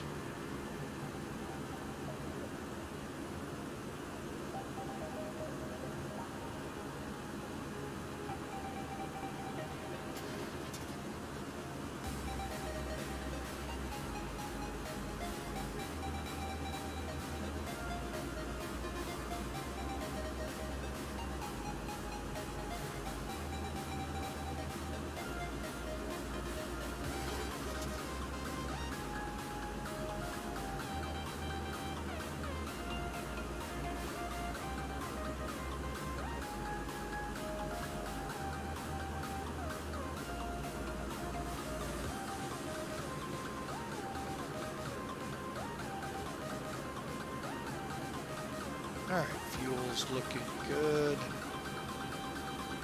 Temperatures up here looking good.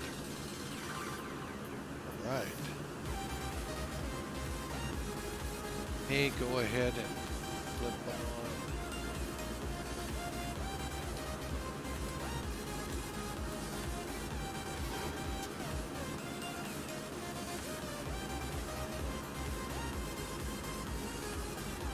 All right, so we've got the speed back under control.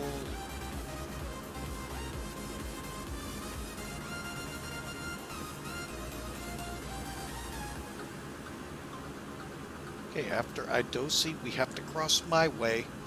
My Way, I think it's called.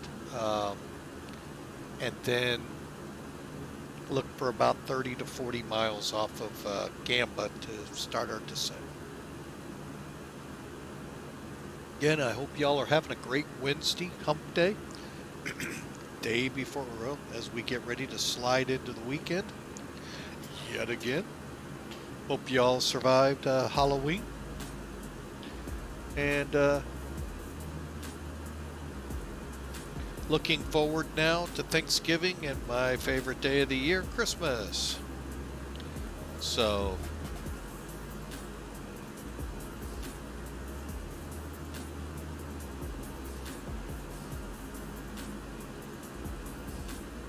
all right, and now we're over Idosi.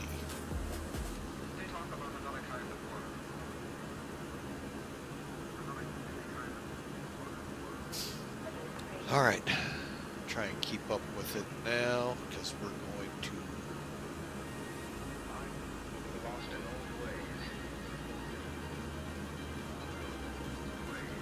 got 73 miles to the fix highway, and then we begin to set up for our descent. Again, I hope y'all have enjoyed. Hope you've all put a prediction in. Love to see who gets the closest on this landing.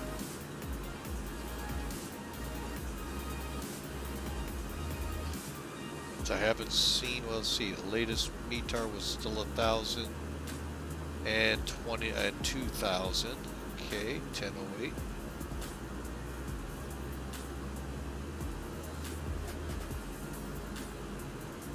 Alright, no showers at this time. Alright, 010 though at 18. Ooh, what a cross we got coming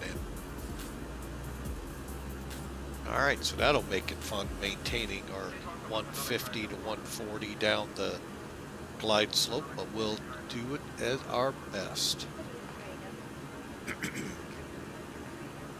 So, love to hear from y'all. Hope y'all are enjoying, and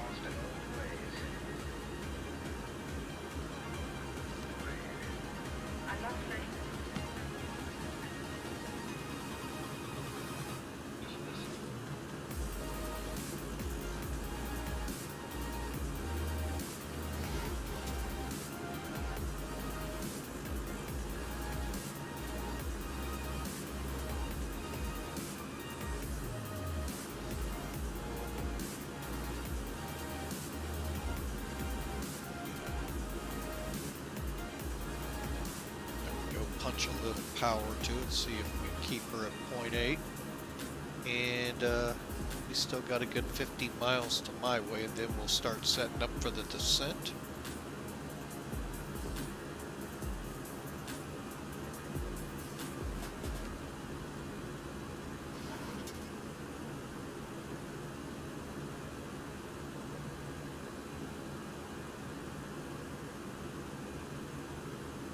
Oh, getting slow again.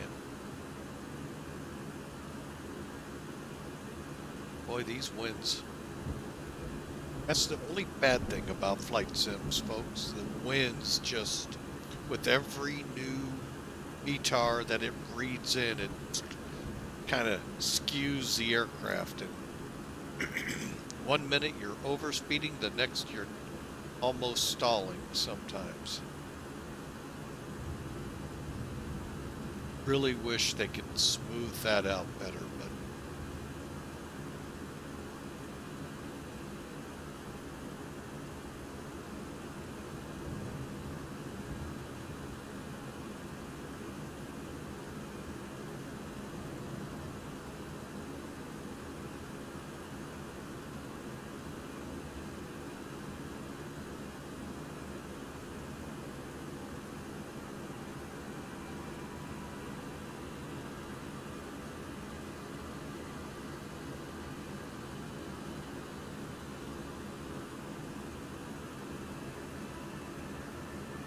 like right now, I'm almost to the wall on the engines. Barely keeping up.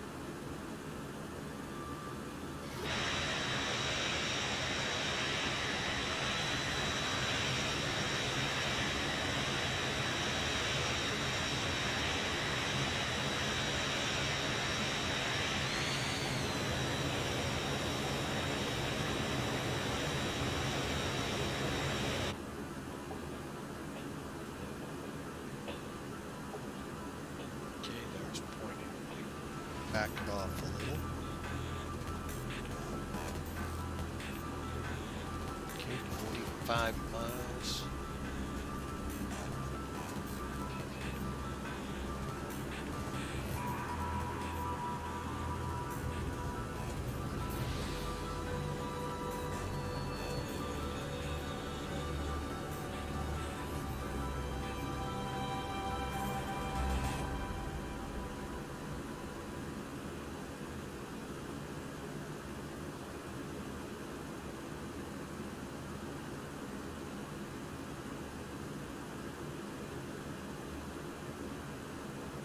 Okay, slow it up to 190 and see how that does.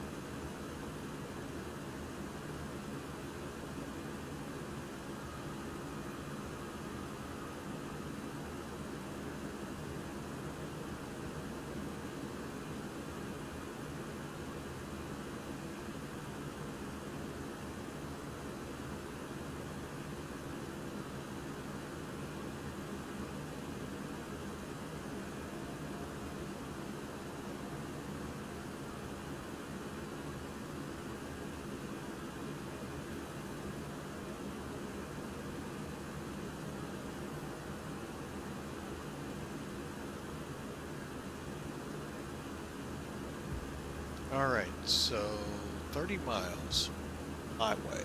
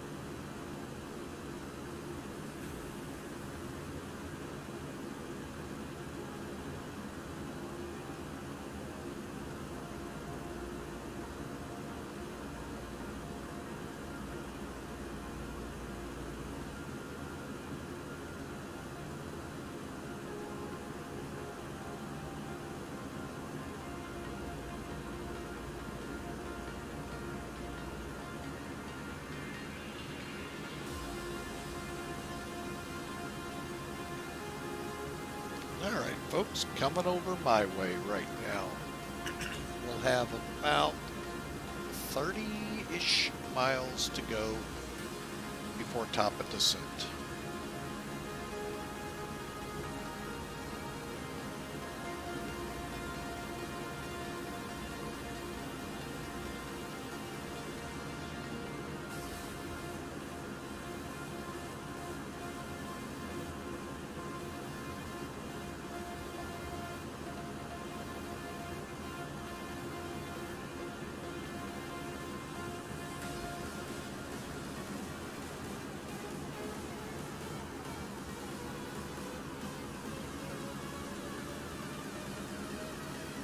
CC79 go down.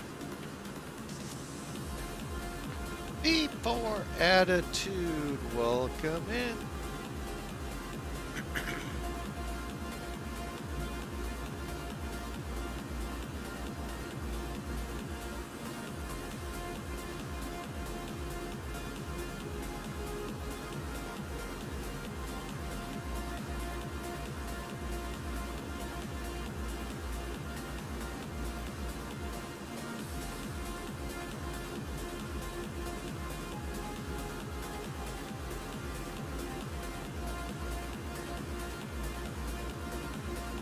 We're doing great today, sir.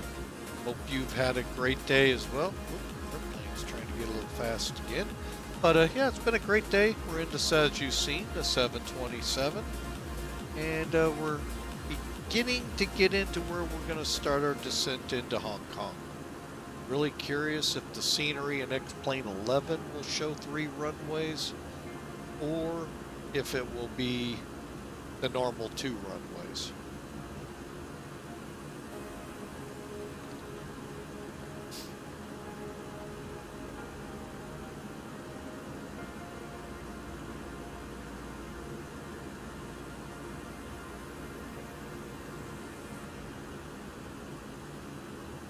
Well, we are about to find out here in about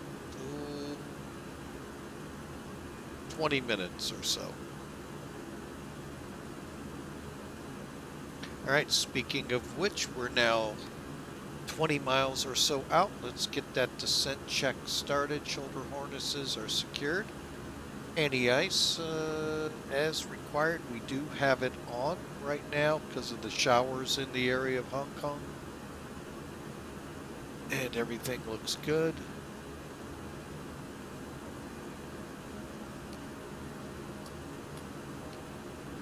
Oh, won't let me leave them in flight. Okay. All right, so we are set up. Pressurization panel looks good. Temps seem to be working out really good for the packs. That's unusual for me.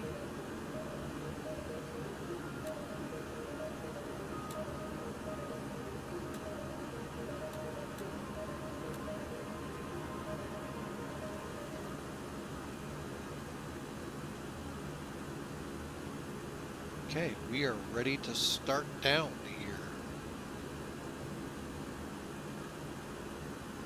Okay, and we've got our numbers. Let's just make sure. 125. Set 125.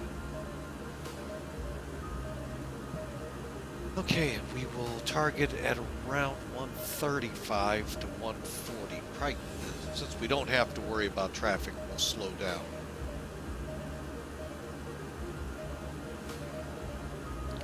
And finally, auto brake.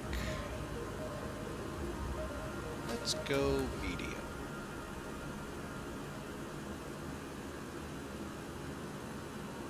Okay, just about. Let's set 26.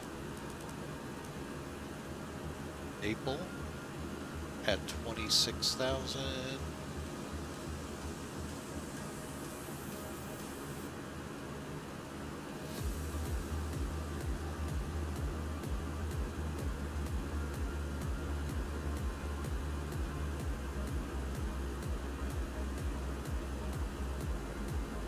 No, we're not using the SIVA, as you can tell. I've got the FMZ.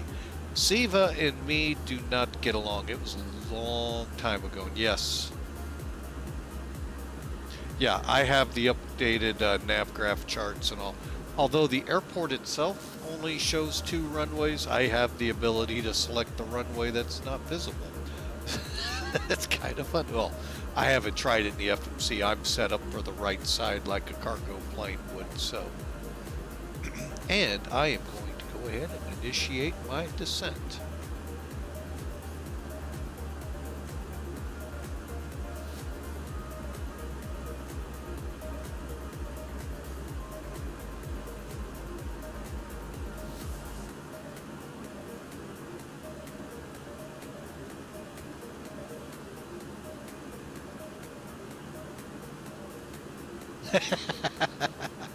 Yeah, that could always be fun.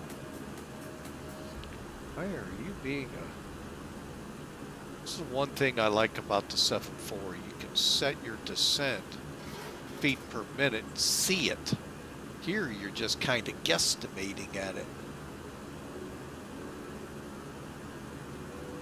Let's pull some power back.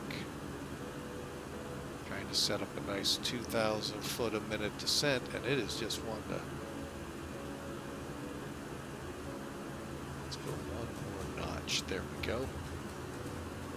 Okay, that looks good. All right, again, folks, remember, we do not have an auto throttle, so we're controlling it.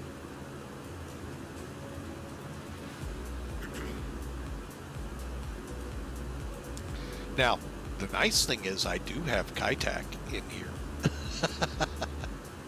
I have loaded that scenery. I haven't seen it in XP11 though. It's used it in 12. Oh my goodness. Combined with the Hong Kong scenery in XP12. Oh my goodness.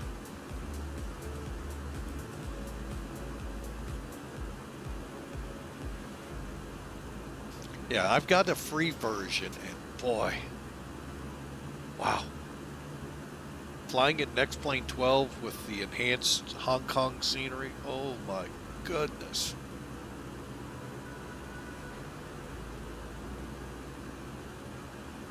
But we're going into the new one, folks, so stop drooling. Alright, so Gamba is now 14 miles off, descending.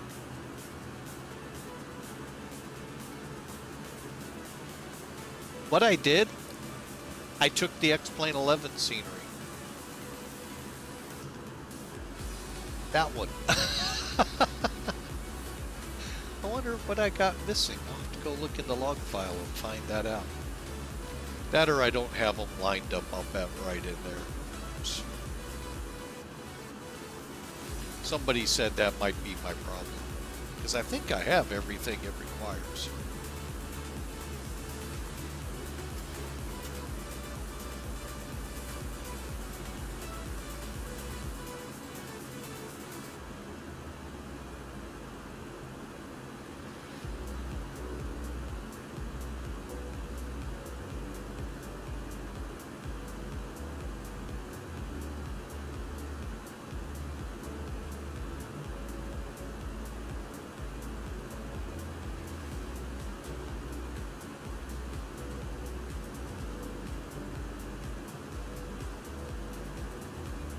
Alright, let's see here.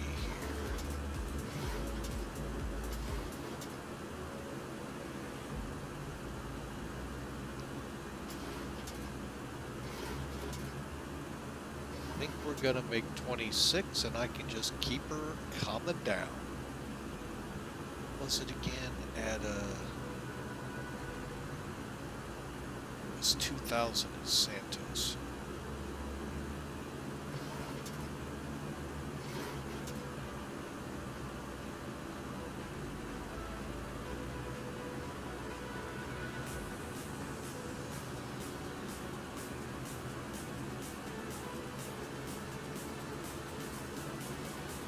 Well, I'll tell you this much, I enjoy it, and I've flown into there now, what, twice? 2, 3 times? Oh, X-Plane 12, folks, Hong Kong is one of those cities they enhanced, and wow.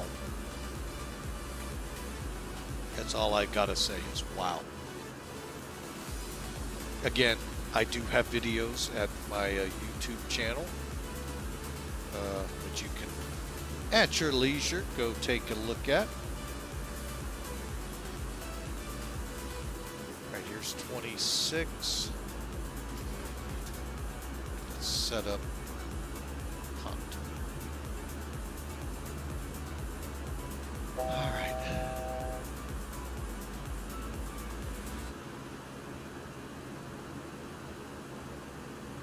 Oh, you know what I didn't do, folks? Oh, well, we're going to continue our descent down to 5,000. I knew I forgot something. I always do. Good thing for me is we were right in the right spot.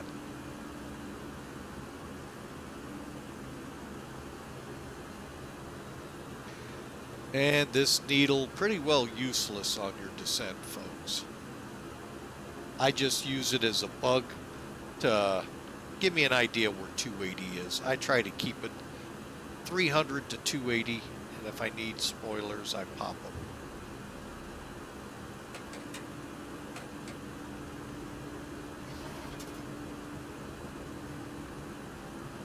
Because I do know Kanto is above 13,000, but we got to be under 280.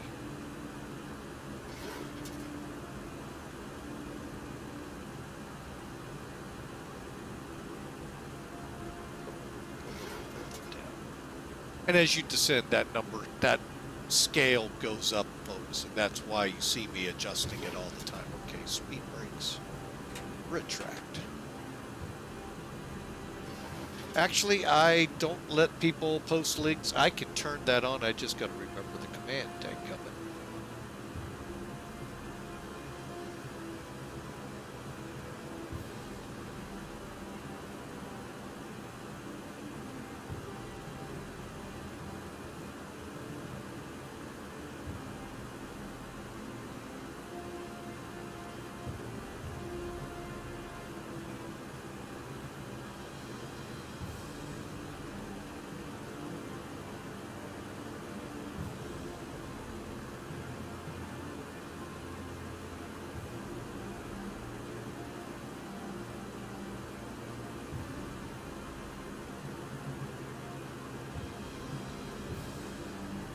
Is it that one? I think it is.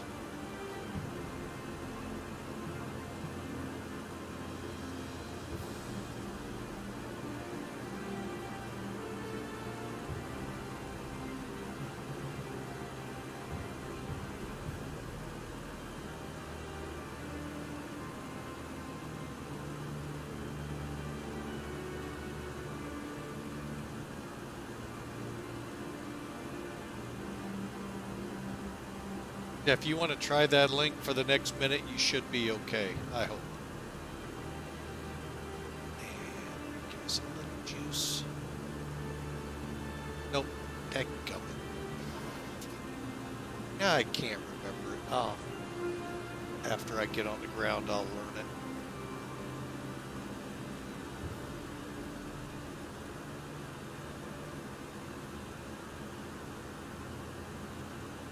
Take a look here, see what I see.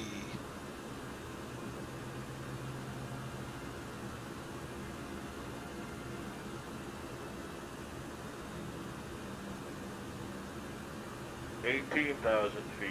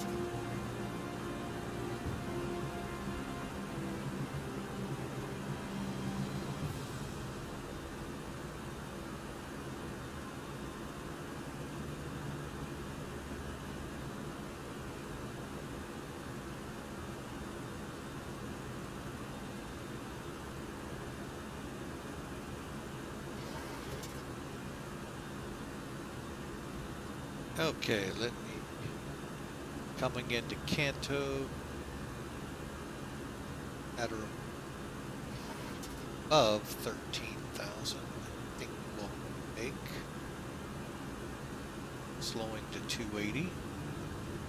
You know, I don't know where Austin had trouble with the clouds of 11. They actually look good. I don't see where the trouble was. Here in 11.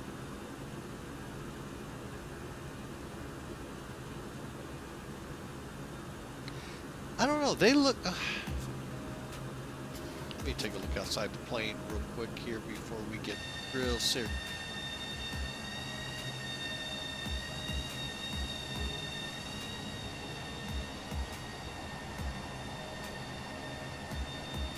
Yeah, but the only thing missing, and his are still not fully showing it in 12, if you have cumulus to 50,000, they're not showing that. So, alright, so we need to punch in the speed brakes.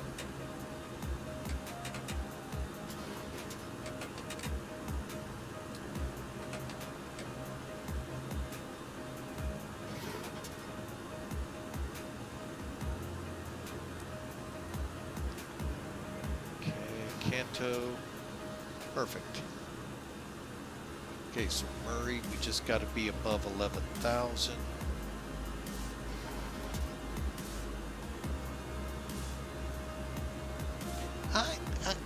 I don't know. Doesn't look all that bad to me. Then again, what he's done in 12 and these latest betas aren't bad either. It's just you're not getting the tower if that's what he's looking for. But you're gonna only get that with Active Sky.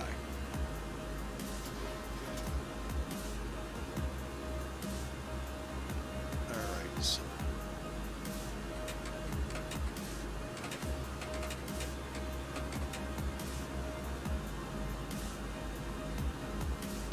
Uh-oh. Oh.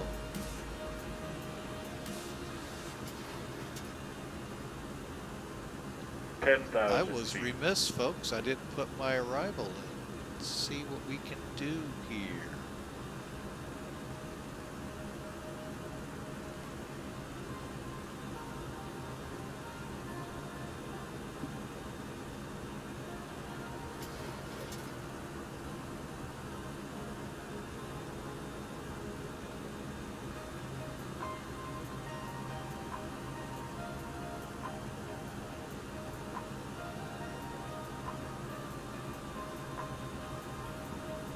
We'll just go direct lines, drop it down to 4.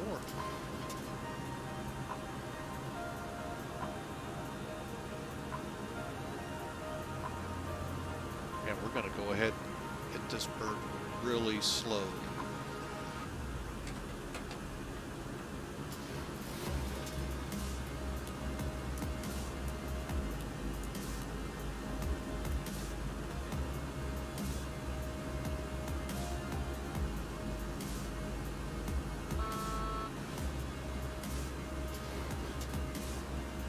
Okay, and ILS 2000. So as we come across lines, be good.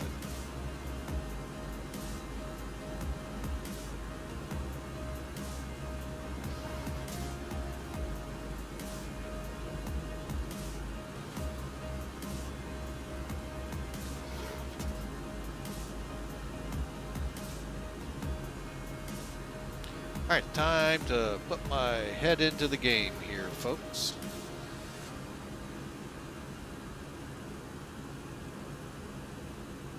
Brake set.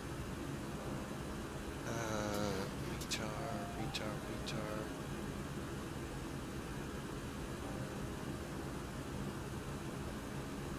1007.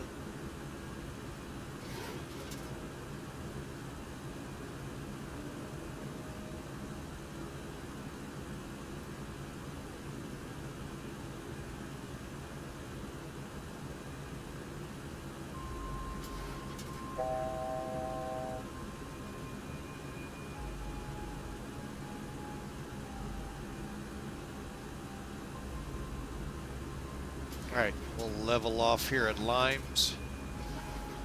Regroup. And pull the spoilers in.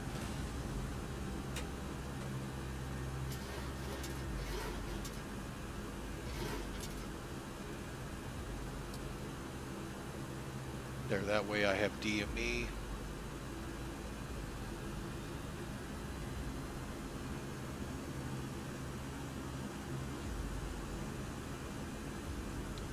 All right.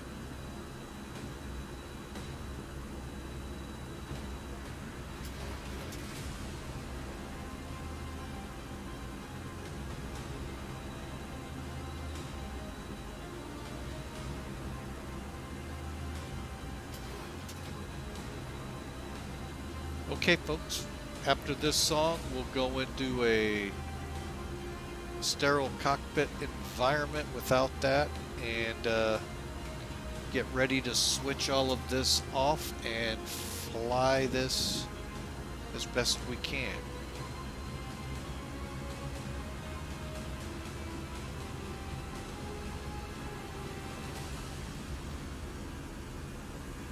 One mile, Limes overhead. Okay. Down to 2,000.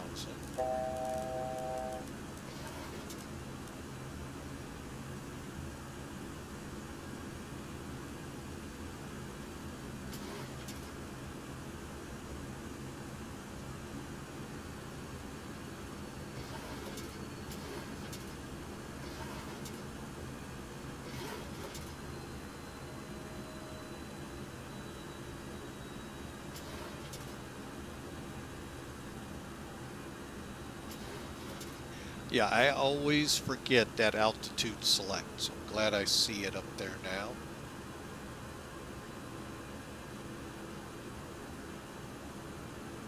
Gonna need speed brakes.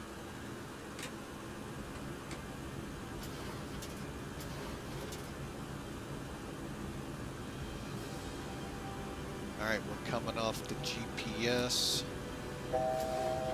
Heading select.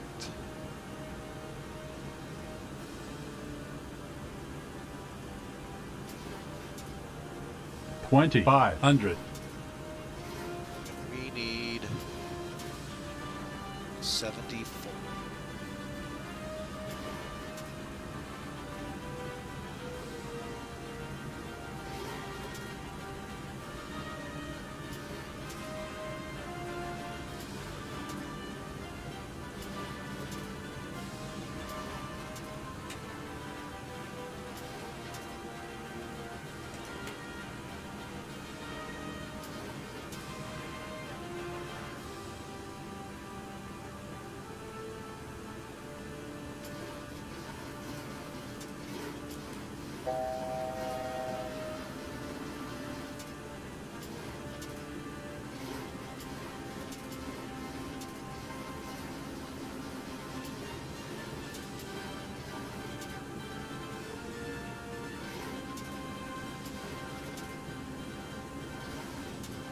Okay, we're at 180 for VH720.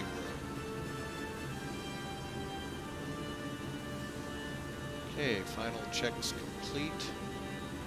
Here we go, folks. All right, switching over to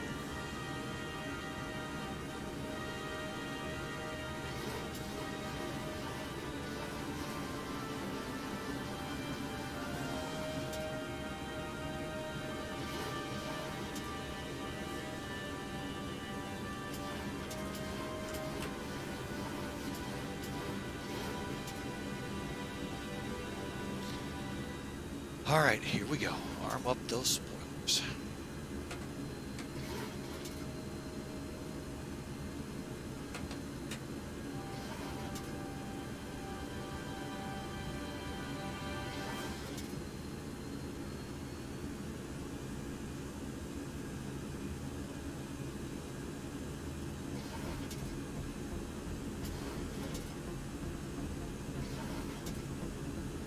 Okay, flaps 10. 80. I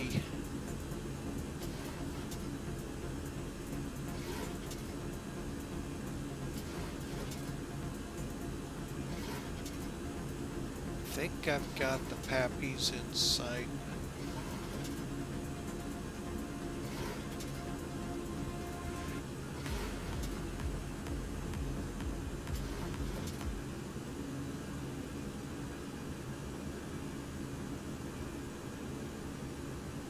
All right, we're definitely catching it now. Okay.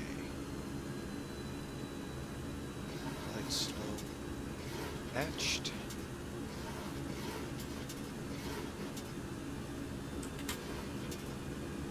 Laps 15, got the runway in sight.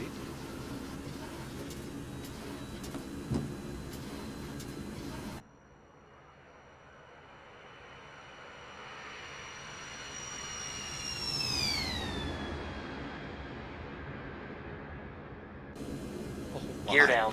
Did you see that crab, folks? Very crabby. Laps 20.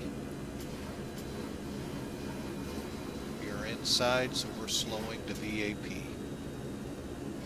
Actually, I'm taking 1,000.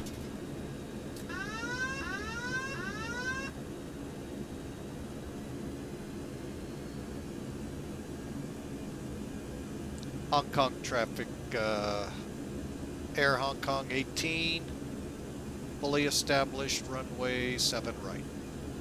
Light slow. Light slow. Light slow. Light slow. 500.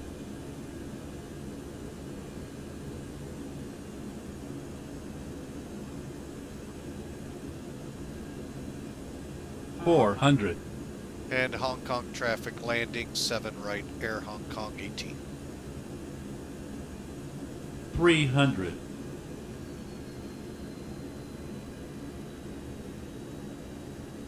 Minimum. 200.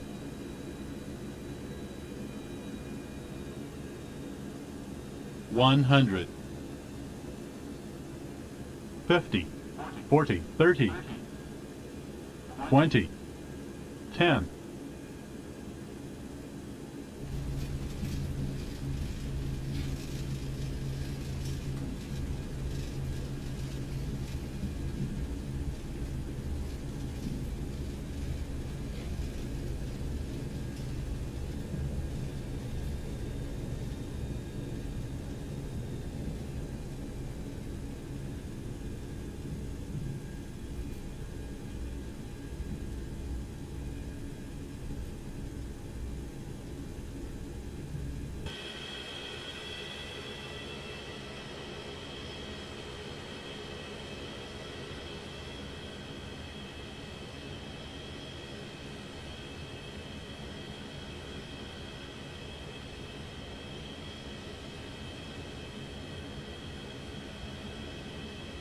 All right, 109 feet a minute on Sim.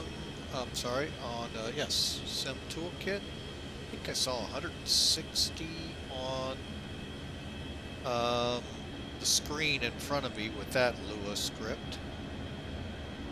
And let's head over here after we do a quick park and clean the airplane up.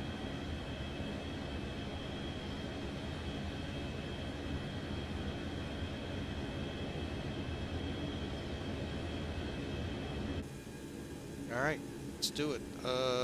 Spoilers.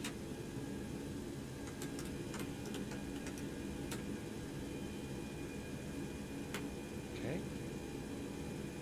Landing lights off. Strobes off.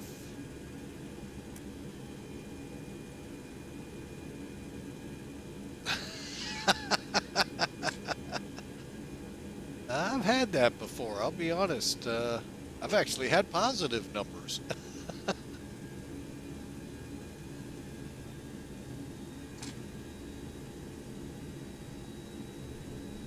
Hong Kong traffic. Air Hong Kong 18's clear of 7 right into the cargo rim. Not every flight, no.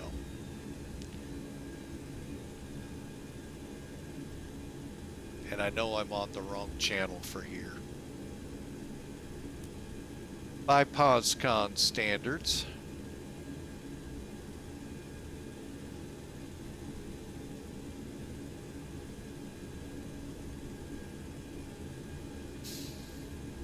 Alright, let's see. I have an idea where they would park this thing. It's basically any spot. Pretty tough, huh?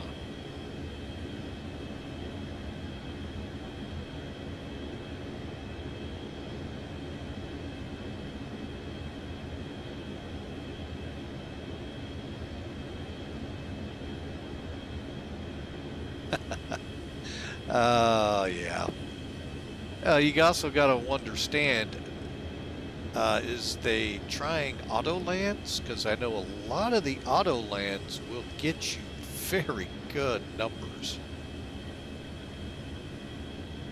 Hopefully the Acre program recording all of that records autopilot off.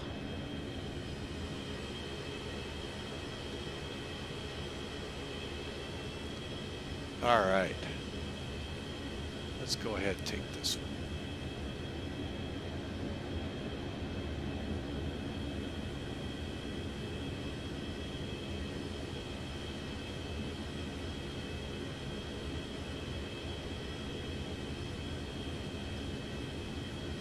And the good thing here, folks, we should be able to watch this replay on this landing. Very rarely do I have troubles here. All right, so we're in the blocks. Real quick. All right. Speed brakes are off. Let's get that APU kicking in. Actually, yeah, let's go ahead. Actually, no, I'm not, because I am going to just go on to the generator.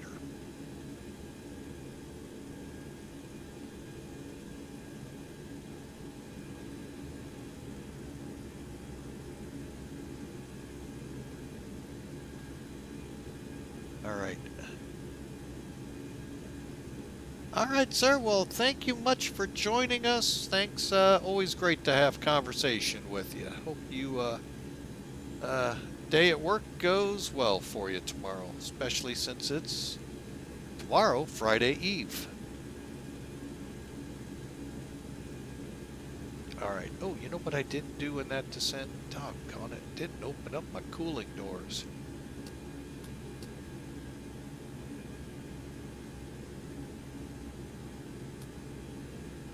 Always something.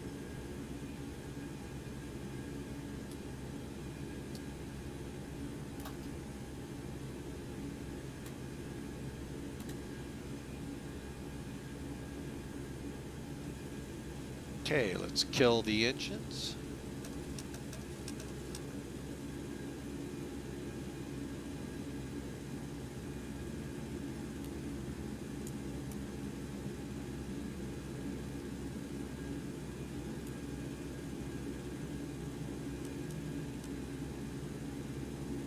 And that'll be a wrap.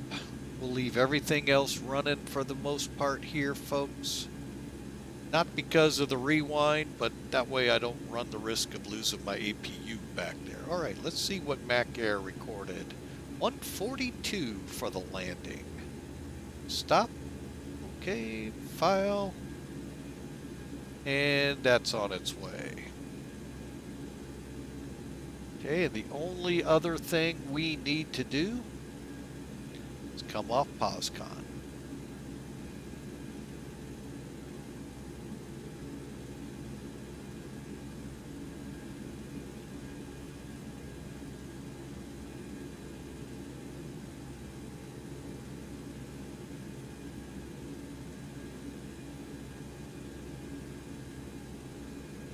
All right, let us see. Anything? Oh, let's do a quick review here. POSCON, all those are gone.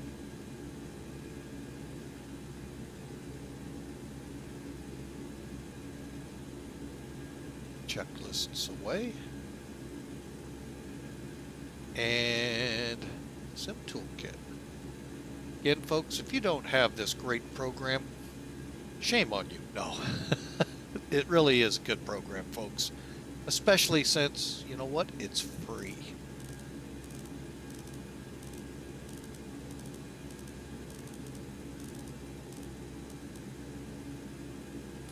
All right, there we go.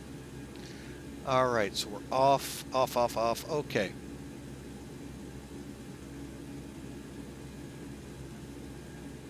And the radar off. So, looking at it, you can see down at the bottom 109 feet a minute. However, let's dig into it, shall we? Let's go up here first, finish the flight. Then all you do is click on it, view details. Landing speed a little slow. Okay. I'm more curious, where did I land? Oh my goodness. I don't think this is what it looked like out my window. We're going to find out though, don't get me wrong. But the touchdown threshold is here. The landing zone ends here. So technically, if you're back up in here, folks, you're going to have to start worrying about the other end of that runway pretty quick.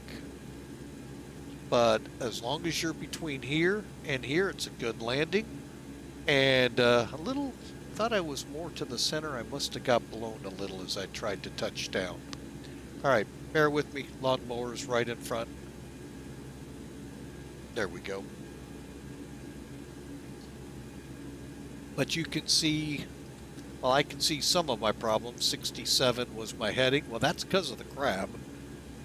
The crabby approach, and 74 degrees was ideal. Pitch, and then my vertical speed. So folks, overall, it looks good here on paper. Now let's go see how it looked. Oh, the lovely smell of lawnmowers in the morning. Not. Just make sure anything that's running that gets problems when I do this, okay, they're all closed. Oops, go to flight. And then this can replay, folks, all the way from the very time you came online. You could relive this entire 3-hour, 37-minute flight.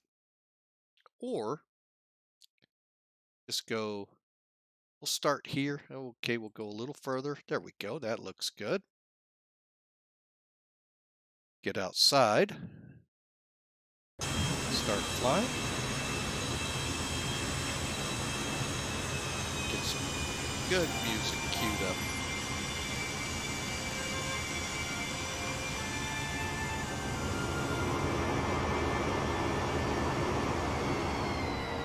That's something you can't easily do in Musfuss. Yes, you can get an add-on. Yes, that is true. But you have to start it before approaching. It's automatic, folks. Even in X-Plane 12 when it works. X-Plane 12 is in beta, so, you know. All right, so here we go. Enough of that. Let's get in here a little closer. Okay, flaps are set. Gears down. Let's see how we did. I'm paying attention to where we actually end up landing. There's those big marks that it says I landed about right there. You can see that crabby approach. Kicked it a little bit more.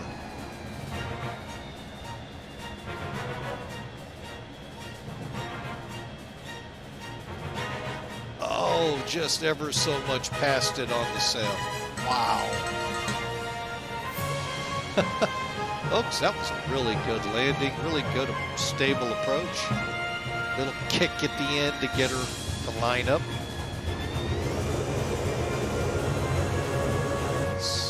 watch it from Hawker 125's favorite vantage point. He only wishes they'd let him. See how crabby it is, folks? That's that 010 at 18 knots.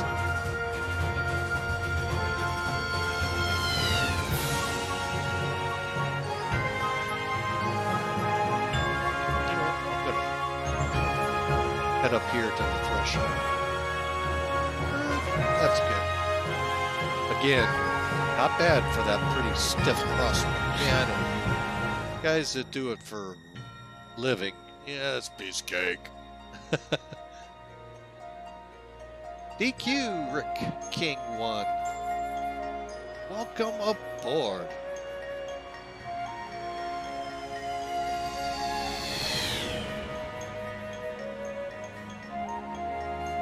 All right, let's get that backed up again.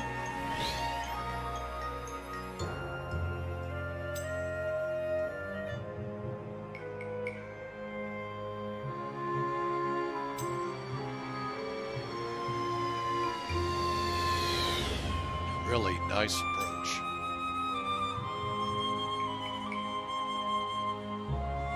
If I had to critique myself, my only thing is I didn't kick it and slip it like you're supposed to on a crosswind.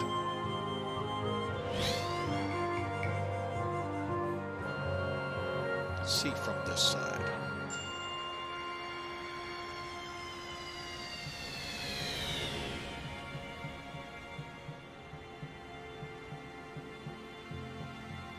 All right, that was a really good approach. Let's take a look at the tower where there's never a bad landing. Well, unless of course you crash. But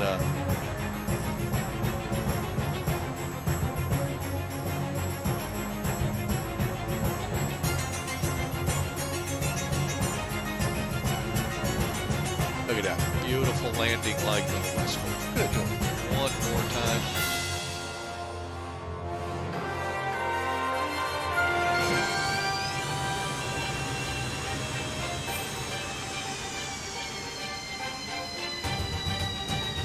Actually, we're going to do it two more times. One thing I meant to look at, well, actually, we won't need to do that. I want to see if the third runway's here. I think P4 Attitude had it right. I don't think it's showing, but then I'm going to go to XP11 and see if it's there. Look at that. Man, there's a lot of grease coming off those tires. Oh, I have to call maintenance and get those re-greased. All right, folks, welcome into Hong Kong. That was a great flight, the 727 from Mac Air. We go ahead and plop her in spot. So, and again, Shift F1 brings the staircase down. All right, make sure we're still on ground power back here. We are. Folks, I hope you all enjoy the day. It is a beautiful one here in St. Louis. Get out, enjoy. God bless you all. We'll see you again Friday, maybe. Depend how the shift goes. But yeah, we're on a 48-hour shift at the firehouse, so hopefully things will go well. We'll get plenty of sleep and we'll be able to fly. So, hope y'all had a great Halloween. Hope y'all are enjoying the first day of November as we head into Thanksgiving and Christmas. Again, God bless you all. Have a great day. And we'll see you again